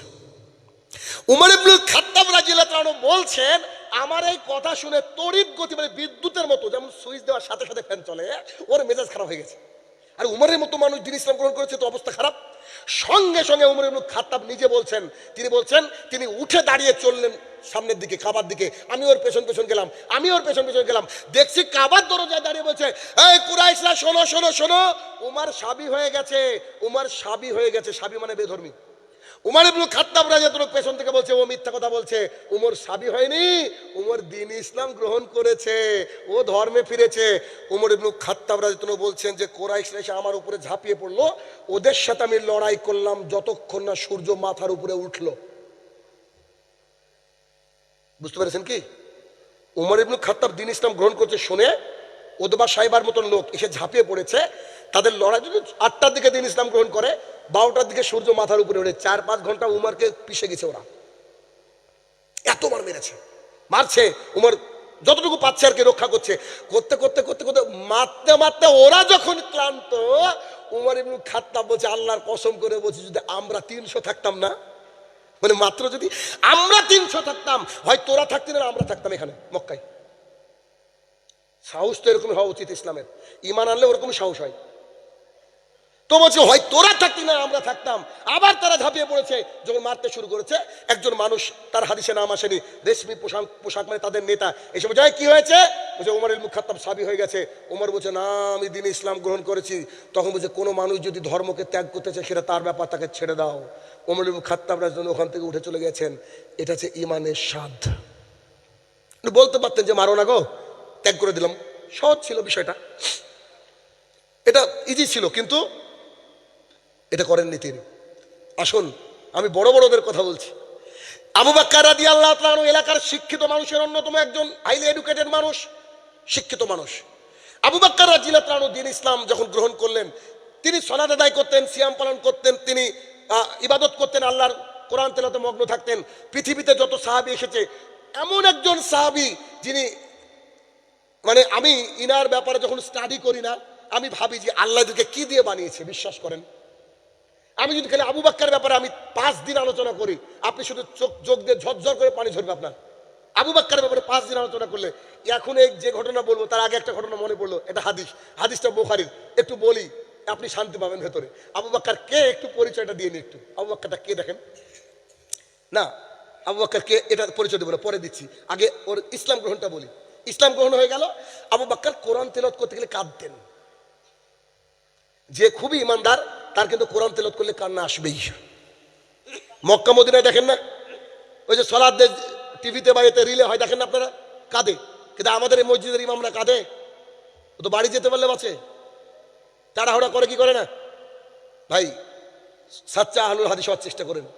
আমাদের মসজিদে এখনো ফজরে কান্না হয় আলহামদুলিল্লাহ, যখন কোনো কোরআন এর আয়াত এমন চলে আসে যেখানে জাহান্নামের কথা থাকে, মুসল্লিরা ডুকরে ডুকরে কাঁদে পেছনে আজও আলহামদুলিল্লাহ। তো মনের দুঃখে বাড়ির থেকে বেরিয়ে গেছেন, রাস্তা চলে যাচ্ছেন। ইবনু দাগিনা নামে একজন ব্যক্তি, কাফেরদের নেতা, বলছে কি ব্যাপার আবু বকর, বিষণ্ণ মনে হচ্ছে? বলছে আমাকে মক্কাবাসী তাড়িয়ে দিচ্ছে। হ্যাঁ, তোমাকে তাড়িয়ে দিচ্ছে মানে? তোমার মতন মানুষ যদি এলাকা ছেড়ে চলে যায় তো অসম্মান হয়ে যাবে। বুঝতে পেরেছেন কোন বংশের তিনি? শিক্ষিত মানুষ, যেই লোকটা কখনো আত্মীয়তার বন্ধন ছিন্ন করে না, মানুষকে সাহায্য করে, তাকে এলাকার লোক তাড়িয়ে দিচ্ছে মানে? চলেন দেখেন এসব যায় কি হয়েছে তোমাদের, একে তাড়িয়ে দিচ্ছে কেন? বলছে ও প্রকাশ্যে কোরআন তেলাওয়াত করে কেন? প্রকাশ্যে কোরআন তেলাওয়াত করে কেন? প্রকাশ্যে নামাজ পড়ে কেন? নিষেধ করেন। তখন বলছে আবু বকর আমি আপনার জিম্মেদারি নিচ্ছি, একটা শর্ত, আপনি একটু বাড়িতে সালাত আদায় করেন না কিছুদিন, বাড়িতে কোরআন পড়েন। আবু বকর দেখলো যে ঠিক আছে, দ্বীন ইসলাম প্রচার করতে হবে, একটু কোনো সময় নিচেও হতে হয়, তো তিনি তাকে মেনে নিলেন। কিন্তু বাড়িতে সালাত আদায় করেন, কোরআন তেলাওয়াত করেন, মনের ভিতরে ভালো লাগে না। তিনি করলেন কি, নিজের বাড়ির বারান্দা একটা মসজিদের মতো ছোট জায়গা করলেন, ওখানে বসে কোরআন তেলাওয়াত করতেন আর নামাজ পড়তেন। যেই কোরআন তেলাওয়াত করতেন এত সুন্দর, তিনি কান্না করতেন আর কোরআন তেলাওয়াত করতেন। আর ওই মক্কার কুরাইশের মহিলারা ছেলে রেখে ভিড় করতো কোরআন শুনতে। তখন এলাকাবাসী বলছে তোমাকে আবার তাড়িয়ে দেবো, তুমি কোরআন বন্ধ করো। এবার বলছে যা ডাকো তোমার নেতাকে। ওই ইবনু দাগিন এসে বলছে কি হলো, তোমাকে নিষেধ করা হচ্ছে শোনোনি? বলছে আমি আমার বাড়িতে কোরআন তেলাওয়াত করতে পারবো না, তাহলে যান আপনার আমি জিম্মেদারি থেকে উঠে দিলাম, আপনি যা খুশি করেন, আমি আল্লাহর জিম্মেদারিতে থাকলাম। বুঝতে পেরেছেন কি? এই আবু বকর কোন আবু বকর জানেন? হাদিসটা শুনেন তো বুখারী। আবু বকর রাদিয়াল্লাহু তাআলা আনহু বলেন, আমি মুহাম্মদ সাল্লাল্লাহু আলাইহি ওয়াসাল্লামকে নিয়ে চলে যাব হিজরতে, তার জন্য রেডি প্রস্তুত থাকি, সবসময় প্রস্তুত। একদিন দুপুরবেলায় আয়েশা রাদিয়াল্লাহু তাআলা বলছেন যে এই মুহূর্তে মুহাম্মদ সাল্লাল্লাহু আলাইহি ওয়াসাল্লামকে কোনোদিন বাইরে দেখিনি। সৌদি আরবে কিন্তু দুপুরবেলা কেউ বাইরে থাকে না, মানে প্রচন্ড রোদ পড়ে। তো রাসূল সাল্লাল্লাহু আলাইহি ওয়াসাল্লাম মাথায় একটা কাপড় দিয়ে আবু বকরের দরজাকে টকটক করলেন। আবু বকর খুলে দিয়ে বলছে আমার পিতামাতা আপনার উপরে কুরবান হোক, কি ব্যাপার এই সময় তো আপনি আসেন না? রাসূল সাল্লাল্লাহু আলাইহি ওয়াসাল্লাম বলছেন আবু বকর বাড়িতে যদি কেউ থাকে তো ওদেরকে বাইরে করো, বাইরে করো, গোপন কথা আছে। আবু বকর বলল বাড়িতে আবার কে থাকবে? আপনারই লোক, আপনার স্ত্রী, ওবার কোথায় যাবে? বুঝা আবু বকর, আল্লাহ বলেছে হিজরত করতে হবে। কি বলেছে? মক্কা থেকে মদিনায় চলে যেতে হবে। আয়েশা রাদিয়াল্লাহু তাআলা বলছে আমার আব্বাকে আমি এত কাঁদতে কোনোদিন দেখিনি। শুধু একটা বাক্য জিজ্ঞাসা করেছে যে আমাকে কি বলেছে? তা বলছে তুমি আমার সাথে থাকবা। তো তিনি যে এত কান্না করেছিলেন কেন বলেন তো? আনন্দে। বলেন তো এই লোকের আনন্দ বেরায়? বউ বাচ্চাকে ছেড়ে যেতে হবে, সম্পদকে ছেড়ে যেতে হবে, বউ বাচ্চা কি খাবে তার হিসাব নেই, তিনি এত বেশি কান্না করেন আনন্দে। এরপরের ঘটনা এবার বুখারীর হাদিস আরেকটা শুনেন। রাসূল সাল্লাল্লাহু আলাইহি ওয়াসাল্লামকে নিয়ে আমি চললাম, চলতে চলতে চলতে চলতে চলতে ক্লান্ত হয়ে গেলাম। একটা গুহাকে পরিষ্কার করলাম, রাসূল সাল্লাল্লাহু আলাইহি ওয়াসাল্লামকে বললাম আপনি একটু বিশ্রাম করেন। অনেক রাস্তা রৌদ্রের মধ্যে যাওয়ার পরে কি পিপাসা লাগে কি লাগে না বলেন? প্রচন্ড পিপাসা লাগে। আবু বকর রাদিয়াল্লাহু তাআলা হাতে একটা মগ বা লোটা, ওই যে কি বলে একটা পাত্র, পানির গ্লাস নিয়ে মুহাম্মদ সাল্লাল্লাহু আলাইহি ওয়াসাল্লামকে বিশ্রাম করতে দিয়েছেন। আচ্ছা আবু বকরের কি বিশ্রাম দরকার নেই? আমি বলেছি না, ওর চরিত্র বুঝতে পারবেন না, দেখেন তো। তো তিনি লোটাটা নিয়ে এরকম দেখছেন যে কোথাও কোনো রাখাল পাওয়া যায় কিনা, একটু দুধ দহন করে যদি মুহাম্মদ সাল্লাল্লাহু আলাইহি ওয়াসাল্লামকে খাওয়াতাম। সুবহানাল্লাহ বিহামদিহি। আবু বকর রাদিয়াল্লাহু তাআলা বলেন একজন রাখালকে দেখলাম, আমি ডাক দিলাম এই শোনো, তুমি আমাকে চেনো? হ্যাঁ চিনি তো। ভাই তোমার পালের মধ্যে কি এমন কোন ছাগল আছে যে ছাগলটা দুধ দিবে? বুঝে জি আছে। তো আমাকে এক বাটি এক গ্লাস দুধ দিবা ভাই আমার। তো বলছে দেন, দিব না কেন, দেন দিব না কেন। আমি কিন্তু হাদিসের অন্য জায়গায় বুঝেছি, আমার বোঝাটা একটা অন্য জায়গায়, এই জায়গায় আপনি ফোকাস করেন। আমি যেটুকু বুঝেছি, আবু বকর রাদিয়াল্লাহু তাআলা গ্লাসটা দিলেন, তিনি গ্লাসটাকে ধরলেন। রাখাল তো, রাখাল মানে তো শিক্ষিত না, মোটামুটি ভাবে বুঝেন বিষয়টা। রাখালটা গ্লাসটাকে রেখে ছাগলের বাটে হাত দিয়ে দুধ দহন করবে। আবু বকর রাদিয়াল্লাহু তাআলা এই দাঁড়াও দাঁড়াও দাঁড়াও। বলছে কি কি হলো? তুমি তোমার হাতটাকে পরিষ্কার করে নাও। সুবহানাল্লাহ। আমাকে এই হাদিসের এই জায়গায় অবাক করে দিয়েছে। একজন মানুষ কত ভালো মানুষ হলে হাতটাকে পরিষ্কার করে নাও এ কথাও মনে থাকে? বউ বাচ্চা কাঁদছে, বাড়িতে বুলডুজার চলে গেছে মনে এতক্ষণ, বাড়িতে হয়তো মেরে ফেলেছে আমার স্ত্রী আমার ছেলে মেয়েকে, তারপরেও একজন মানুষকে কতটা ভালোবাসলে এইভাবে তার টেক কেয়ার করা যায়। ভাইয়ের আমার, বুঝতে পেরেছেন? তখন রাখাল, হাদিসটা এভাবে এসেছে, রাখাল আবু বকরকে দেখানোর জন্য বলছে হয়েছে, মানে রাগে হয়েছে, বলছে জি হয়েছে। এবার দেখেন আবু বকর, আমি বলেছি না চরিত্র বুঝতে পারবেন না। আবু বকর রাদিয়াল্লাহু তাআলা তার সামনে দুধ দহন করলো রাখাল, দুধটা নিয়ে গিয়ে বলছে, দুধ দহন করার পর দেখবেন দুধ গরম থাকে, তিনি ভাবছেন এই দুধ যদি মুহাম্মদ সাল্লাল্লাহু আলাইহি ওয়াসাল্লামকে দিই তাহলে মুখে কষ্ট হবে। তিনি মশক থেকে পানি দিলেন আর দুধটাকে ঠান্ডা করে দিলেন। সুবহানাল্লাহ। 2 নম্বর বাক্য। এন্ড 3 নম্বর বাক্য, which is beyond of the science, পৃথিবীর কোনো বিজ্ঞান এটাকে প্রমাণ করতে পারবে না। এই 3 নম্বর বাক্যটা দেখেন তো।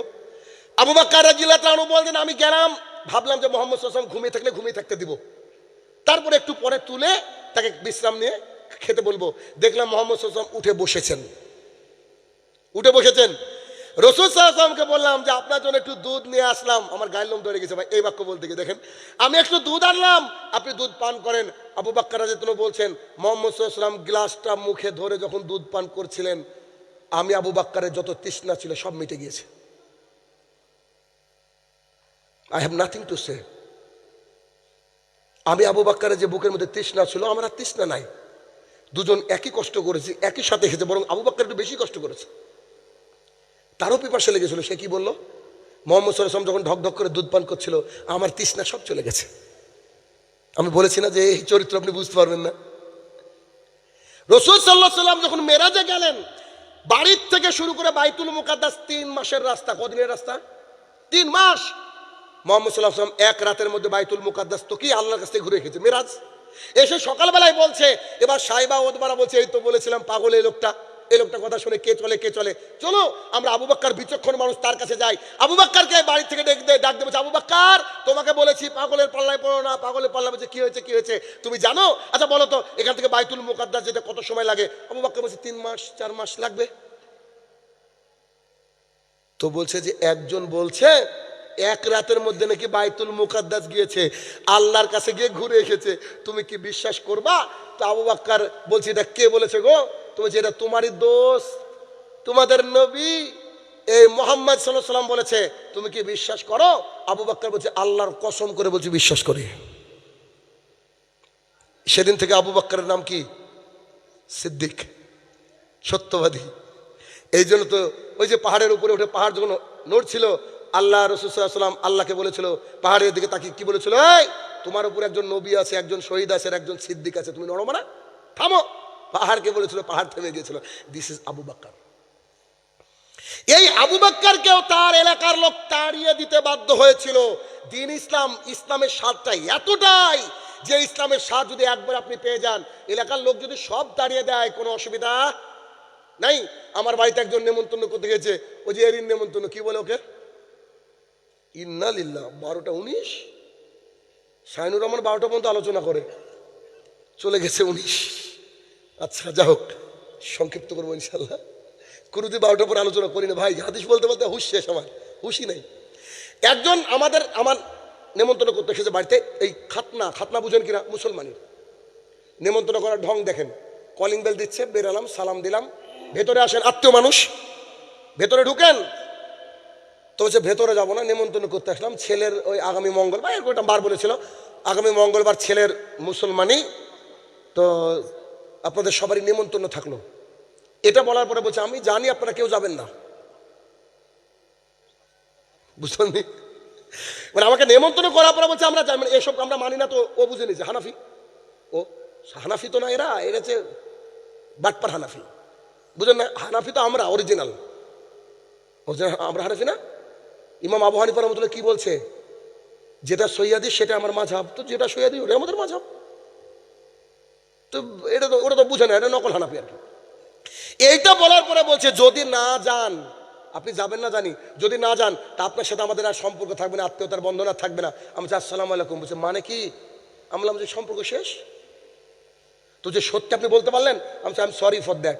অবশ্যই বললাম। বলছে কেন এইভাবে বললেন? আমি বলছি দ্বীন ইসলামের নাম হচ্ছে ইমানের স্বাদ। কথা বুঝতে পেরেছেন? আমার বাপও যদি হয়, আমাকে যদি ধর্মের ব্যাপারে উল্টো কথা বলে, আমি আমার বাপের সাথে খারাপ আচরণ করবো না, আমি কষ্ট দেবো না, তাকে সালাম দিয়ে বাড়ি থেকে বেরিয়ে আসবো, ব্যাস। এটা হচ্ছে ইমানের স্বাদ, এটা হচ্ছে ইমানের স্বাদ। এজন্য আমি এই কন্ট্যাক্টধারী বক্তাদের পিছনে দিন রাত করে বলছি। আর এখন তো বক্তার বক্তৃতা শুনলে মনে হচ্ছে যে গজলের দর চলছে আর কি।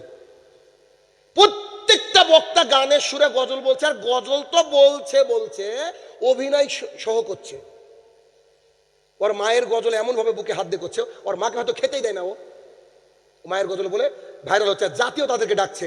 কেউ নাকি জিজ্ঞাসা করেছিল মিঠুন চক্রবর্তীকে, শুনেছিলাম কোনো একদিন, যে সিনেমা মানুষ কতদিন দেখবে? তো যতদিন পাগল থাকবে। আমারও মনে হচ্ছে যে এই জালসা মানুষ ততদিন করবে যতদিন পাগল থাকবে। ওই শ্রেণীর বক্তাকে নিয়ে এসে কি উপকার হয় জাতির বলেন তো? উপকার হয়? গজল দিয়ে কোনো উপকার হয়?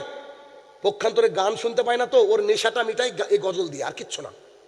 আপনি দেখে নেন, একটা গজলের জায়গায় 3টে হাদিস বলা যায়, যদি কেউ ইচ্ছা করে তো হাদিস বলতে পারে, কিন্তু তো টপিকও জানে না, কিছুই না। কারণ 2-4টি গজল হয়ে গেছে, মানুষ ভাইরাল, ওকেও ডাকছে, এইভাবে চলছে ভাইরা আমার। আর এ তো বলছে অনেকে আবার সিনেমার গানও হুবহু বলছে। তো কমিটি তো মূর্খ, গ্রামের জনগণ মূর্খ, দেখেও না যে কি একজন কেনে নামাতে পারে না ওকে। হ্যাঁ, নেতা কেনা হয়, নামালে কেস হবে, এদেরকে তো নামালে কেস হবে না। ওকে তো নামিয়ে নামিয়ে দেওয়ার দরকার। ওর নাম নিতে আমার লজ্জা লাগছে, আপনি আবার বললেন নামটা, ঘৃণা লাগে নাম নিতে। এত নিকৃষ্ট বক্তা এখন বর্তমানে সব এরকম। একটা টপিক দিয়ে দেন, খালি বক্তাকে এনে যদি বলেন তোমাকে আজকে টপিক থাকলো সলাৎ তরক্কারির বিধান, দেখবেন ও বলবে যে বাথরুম কোন দিকে। 5টা হাদিসও মুখস্থ নয়, পেটে লাথি মারলেও 5টা হাদিস বেরাবে না। শুনেন আপনি 1 ঘন্টা আলোচনা শুনে দেখেন কটা হাদিস বলেছে, কিন্তু মানুষ শুনছে। এদের সমাজের পরিবর্তন হবে। উপকার কার হবে? প্যান্ডেলালা, মাইক ম্যানের আর ওই বক্তার, ওই যে কন্ট্যাক্ট করে আগে থেকে। শুনেন, ইমানের স্বাদ ভাই গ্রহণ করতে হবে। ইমানের স্বাদ যদি গ্রহণ না করেন তো দুনিয়া থেকে বৃথা যাব। বৃথা বৃথা কি আমরা যেতে চাই? বলেন। আরেকজন এর কাহিনী বলবো, ছোট্ট করে বলবো, যার নাম ছিল মুসাব ইবনু উমাইর রাদিয়াল্লাহু তাআলা। শুনেছেন?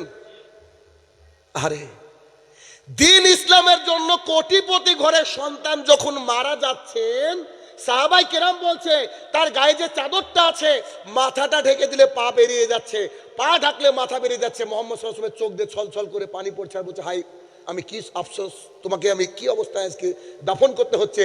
তখন মোহাম্মদ সাল্লাল্লাহু আলাইহি ওয়াসাল্লাম বলে যে মাথাটা চাদর দিয়ে ঢেকে দাও আর পাটা জংলি ঘাস দিয়ে ঢেকে দাও।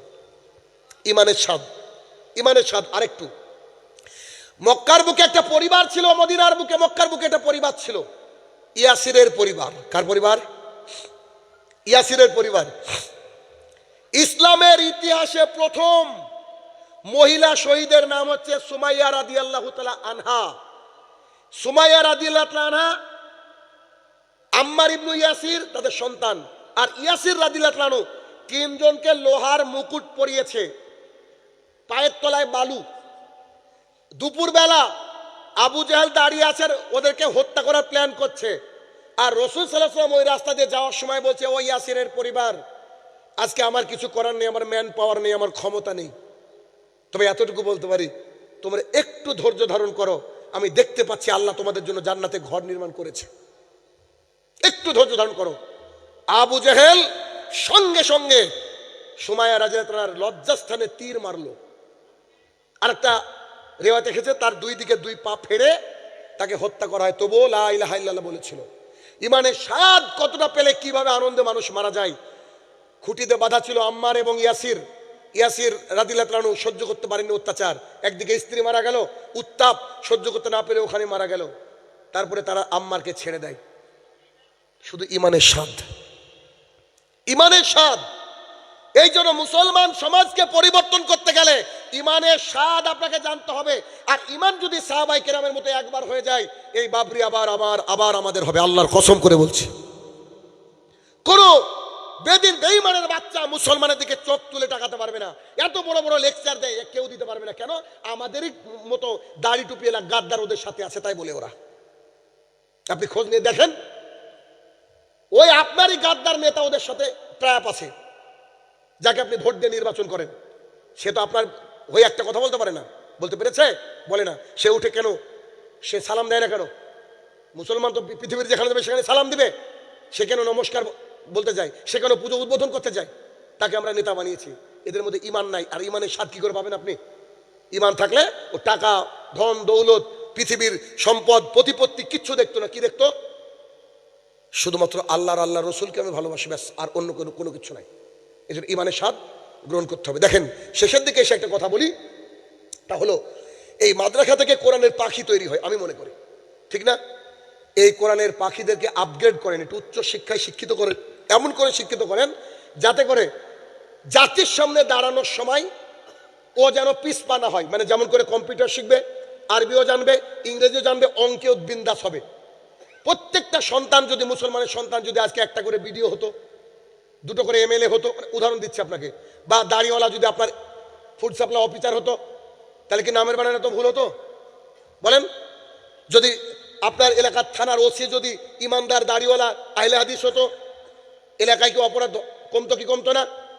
কিন্তু ভাইরা আমার, এই দাড়িওয়ালা, টুপিওয়ালা, দিন জাননেওয়ালা মানুষ আজকে মুসলমানরা বড় কোনো পোস্টে নাই, বড় কোনো পোস্টে নাই। দেখেন আপনি চারিদিকে খুঁজেন, নাই। এই জন্য আমি অনেক দিন থেকে সিদ্ধান্ত নিয়েছি, যদিও আমার উপর অনেক চাপ, but I don't care about that. আল্লাহর উপরে তাওয়াক্কুল করি। জি না হেতো শেরকে তারা জিও, কুত্তেকে তারা মাত জিও। বাঁচতে হলে বাঘের মতো বাঁচতে হবে, কুকুরের মতো বেঁচে লাভ নেই। আমি দীর্ঘদিন যাবৎ ইংরেজি নিয়ে কাজ করি, যেহেতু আমি ইংরেজি স্যার, ও জানে আমার ব্যাপারে।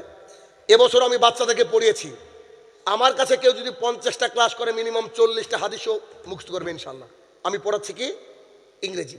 আমার টার্গেটটা কি, আমার ভাই আমার বোনেরা আগামী দিনে এমন হোক ওর সামনে যেন কোনো বিদ্যা না টিকতে পারে। বিরোধিতা করতে পারেন ডক্টর জাকির নায়েকের, কিন্তু তার বিদ্যার সামনে তুমি কেন তোমার 14 গোষ্ঠীও ধারে কাছে যেতে পারবে না। তো সন্তানকে এমন করে শিক্ষা দেন, এমন করে যেই সন্তান আগামী দিনে কি করবে, সোসাইটিকে পরিচালনা করবে, সমাজকে পরিচালনা করবে। আর এই পরিচালনার জন্য ছেলেকে উচ্চ শিক্ষিত বানান, উচ্চ শিক্ষিত, এবং ছেলেকে দাড়ি রাখবে, টাকর উপরে প্যান্ট, ছেলে বাহাদুরের মতো চলবে, আল্লাহর সামনে মাথা ঝুঁকাবে। এই সন্তান দিয়ে তার মধ্যে ইমানের দীপ্ত আলো জ্বলবে। এই সন্তান দিয়ে যদি জাতির সামনে চলতে চাই তাহলে দেখবেন সমাজ পরিবর্তন হবে, হবেই হবে। আজকে স্কুলে জানেন কি হয়েছে, আমার স্ত্রী আমাকে ফোন করে বলছে যে তোমার ছেলে স্কুলে গিয়েছে, 12 বছর বয়স আমার ছেলে, মাত্র 5-এ পড়ে। তো মাস্টারটা কত শয়তান, ওর ভাগ্য তো খারাপ আছে। মাস্টার কি করেছে দেখেন, বলছে শিক্ষক দিবসে শিক্ষককে উপহার দিতে হবে, তার জন্য এটা জানিয়ে হেডমাস্টারকে চিঠি লিখো ইংরেজিতে। এইটা বলার পর আমার ছেলেকে বলছে যে রাওনাক তুই কি করবি, তুই তো সব মানিস না, স্কুলের টিউবওয়েল ভেঙে গিয়েছে, তো তুই একটা দরখাস্ত লিখ। কথা বোঝাতে পেরেছি কি বলছে আমি, বুঝতে পারেনি? মানে আমার ছেলে যে এই শিক্ষক দিবস বুঝে না, মানে না, এটা ওরা জানে। 12 বছর বয়স। দোয়া করবেন আমার সন্তানের জন্য। আমি বড় কিছু বানাতে চাই না, আমি 5 ওয়াক্ত সালাত আদায়কারী বানাতে চাই। 8 বছর বয়স থেকে আজকের ফজর পর্যন্ত আমার ছেলে মসজিদে গিয়ে নামাজ পড়েনি, এই ইতিহাস আমার কই মনে পড়ছে না ঠিকঠাক। কথা বোঝাতে পেরেছি? আমার ছেলের কথা বলছি, আপনাদেরকে বলছি সন্তানকে নিয়ে যাবেন ফজরে, কারণ মানুষ বীর পুরুষ তৈরি করতে হবে। একটু বইটা দেন ভাই একটু আমার। তো আমি ইংরেজি পড়াই অনেক রকম, ধরেন এই বইগুলো আমার কাছে নাই, বলছি 30-এ 30 English for TET, primary upper primary, অনেক শিক্ষককে তৈরি করেছি এই হাত দিয়ে, ছোট্ট হাতটা দিয়ে অনেক কিছু তৈরি করেছি, বয়স অল্প ভাই তৈরি করেছি। এটা আমার লেখা বই, এটা পড়ে টেট পাস করে অনেকে ইংরেজি। 10-এ 10 useful for KP and WBP, West Bengal police, Kolkata police, কয়েক হাজার ছাত্র আমার পুলিশ এখন বর্তমানে। এবারে এই নভেম্বরের শেষে পরীক্ষা, ওরা পরীক্ষা দেবে, হিন্দু মুসলমান সবাই আমার কাছে পড়ে। এই বইটা আছে, যদি চান, কারোর ইচ্ছা রাখবেন, নিজেদের জন্য সন্তানের জন্য রাখবেন। আর মাদ্রাসায় আমি 1 কপি গিফট করে যাব।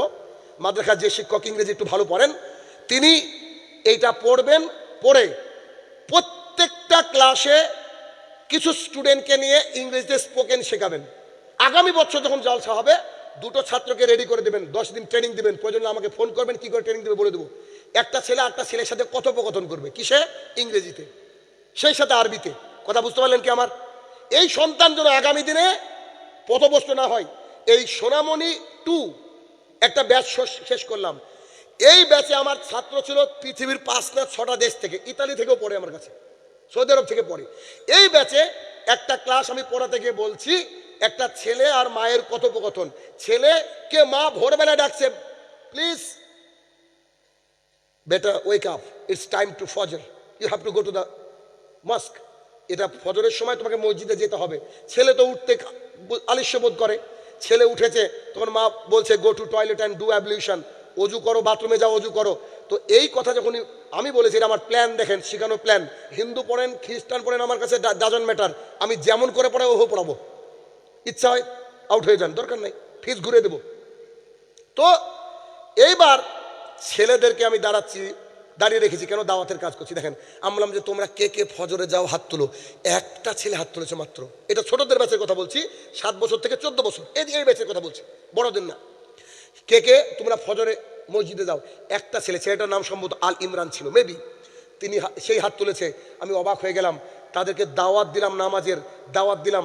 এবং আপনারা শুনলে আশ্চর্য হয়ে যাবেন, যেদিন আমার এই 35টা ক্লাসের ব্যাচ শেষ হচ্ছে, সেদিন আমি ছেলে মেয়েদেরকে জিজ্ঞাসা করছি তোমরা কি নামাজ ধরেছ?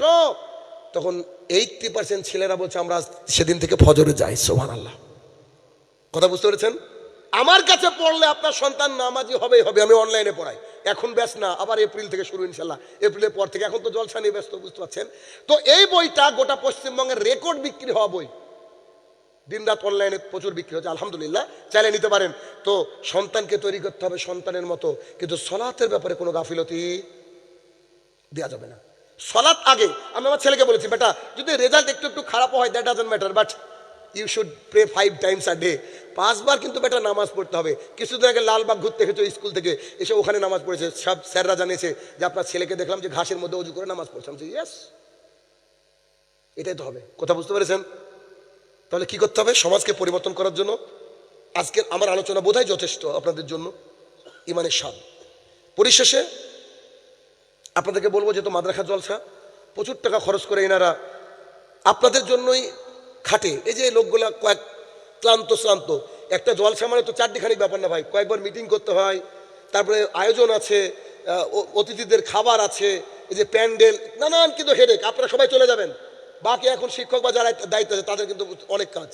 তো এত মেহনত করছে শুধু সমাজকে একটু এনলাইটেড করার জন্য, তাই না, আলোকিত করার জন্য আমার জানা মতে। তো এই ভাইরা এত স্বল্প দিনে যে মাদ্রাসাটা এত উন্নততর জায়গায় নিয়ে গেছে, এটা আশ্চর্য ব্যাপার।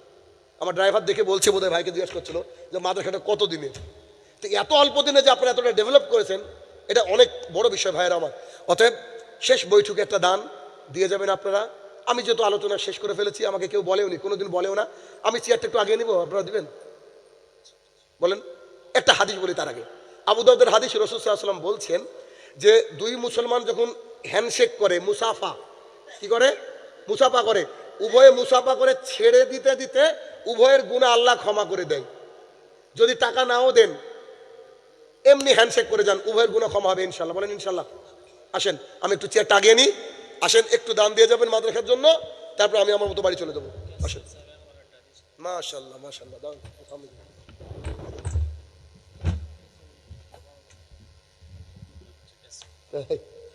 ক্যাশিয়ার সাহেব নাকি 11,000 টাকা দিয়েছে। ক্যাশিয়ার সাহেব নাকি বড় লোক। কই ক্যাশিয়ার? কই? হ্যাঁ অনেক বড় লোক তো, দেখে বোঝা যাচ্ছে, নুরানি চেহারা। মাত্র 11,000 দেবেন? একটু বাড়িয়ে দেন না, আপনি তো দিতেই থাকবেন। তো আজকে 11,000 কেমন লাগছে না? 15 করে দেন ইনশাল্লাহ। 15 ইনশাল্লাহ। আমি কোনোদিন টাকা চাইনি, এটা আপনার সৌভাগ্য, আমারও সৌভাগ্য। আমি কোনোদিন টাকা চাইনি, চাইলাম আজকে। আচ্ছা ঠিক আছে, লিখে রাখেন, বাকি 4,000 লিখে রাখেন। আসেন। আল্লাহুম্মা সাল্লি আলাইহি আল্লাহুম্মা বারিক আলাইহি। ভাইরা আমার, আলোচনা শেষ, আর কিচ্ছু বলবো না, শুধু মানে এই করবো।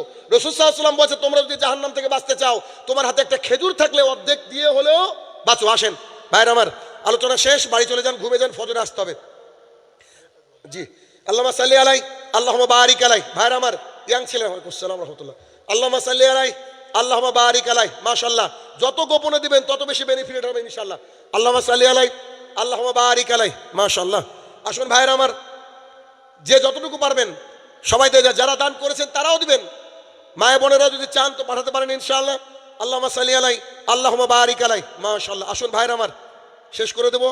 হে আমার প্রতিপালক, যে যে নিয়াতে দান করছে মাবুদ, সবার দানকে কবুল ও মঞ্জুর করে নাও, আল্লাহুম্মা আমিন। হে আমার প্রতিপালক, এই কমিটি ভাইদেরকে তুমি যা যায় খার দান করো, এবং তারা যেন আরো সুন্দরভাবে সামনে বছর পরিচালনা করতে পারে, আল্লাহ তুমি সেই তৌফিক আদা করো, আল্লাহুম্মা আমিন। মাটির তলে যারা সাহিত্য জানি না কি হালে রয়েছে, তারা যদি ক্ষমার যোগ্য হয়, আল্লাহ তাদেরকে তুমি ক্ষমা দান করো, আল্লাহুম্মা আমিন।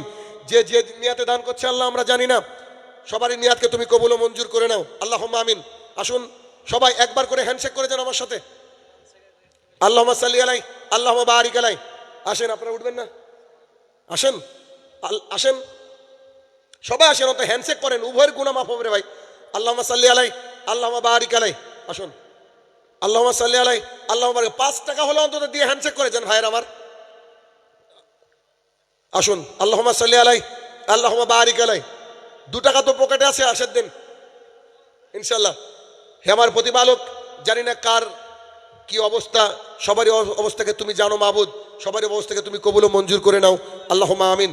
হে আমার প্রতিপালক, আমার দিনী ভাইয়েরা, এই মাদ্রাসার শিক্ষক, সবাইকে তুমি কল্যাণকর জায়গায় অবস্থান করিও, আল্লাহুম্মা আমিন। মাশাআল্লাহ, জাযাকামুল্লাহ খাইরান, বারাকাল্লাহ ফিক।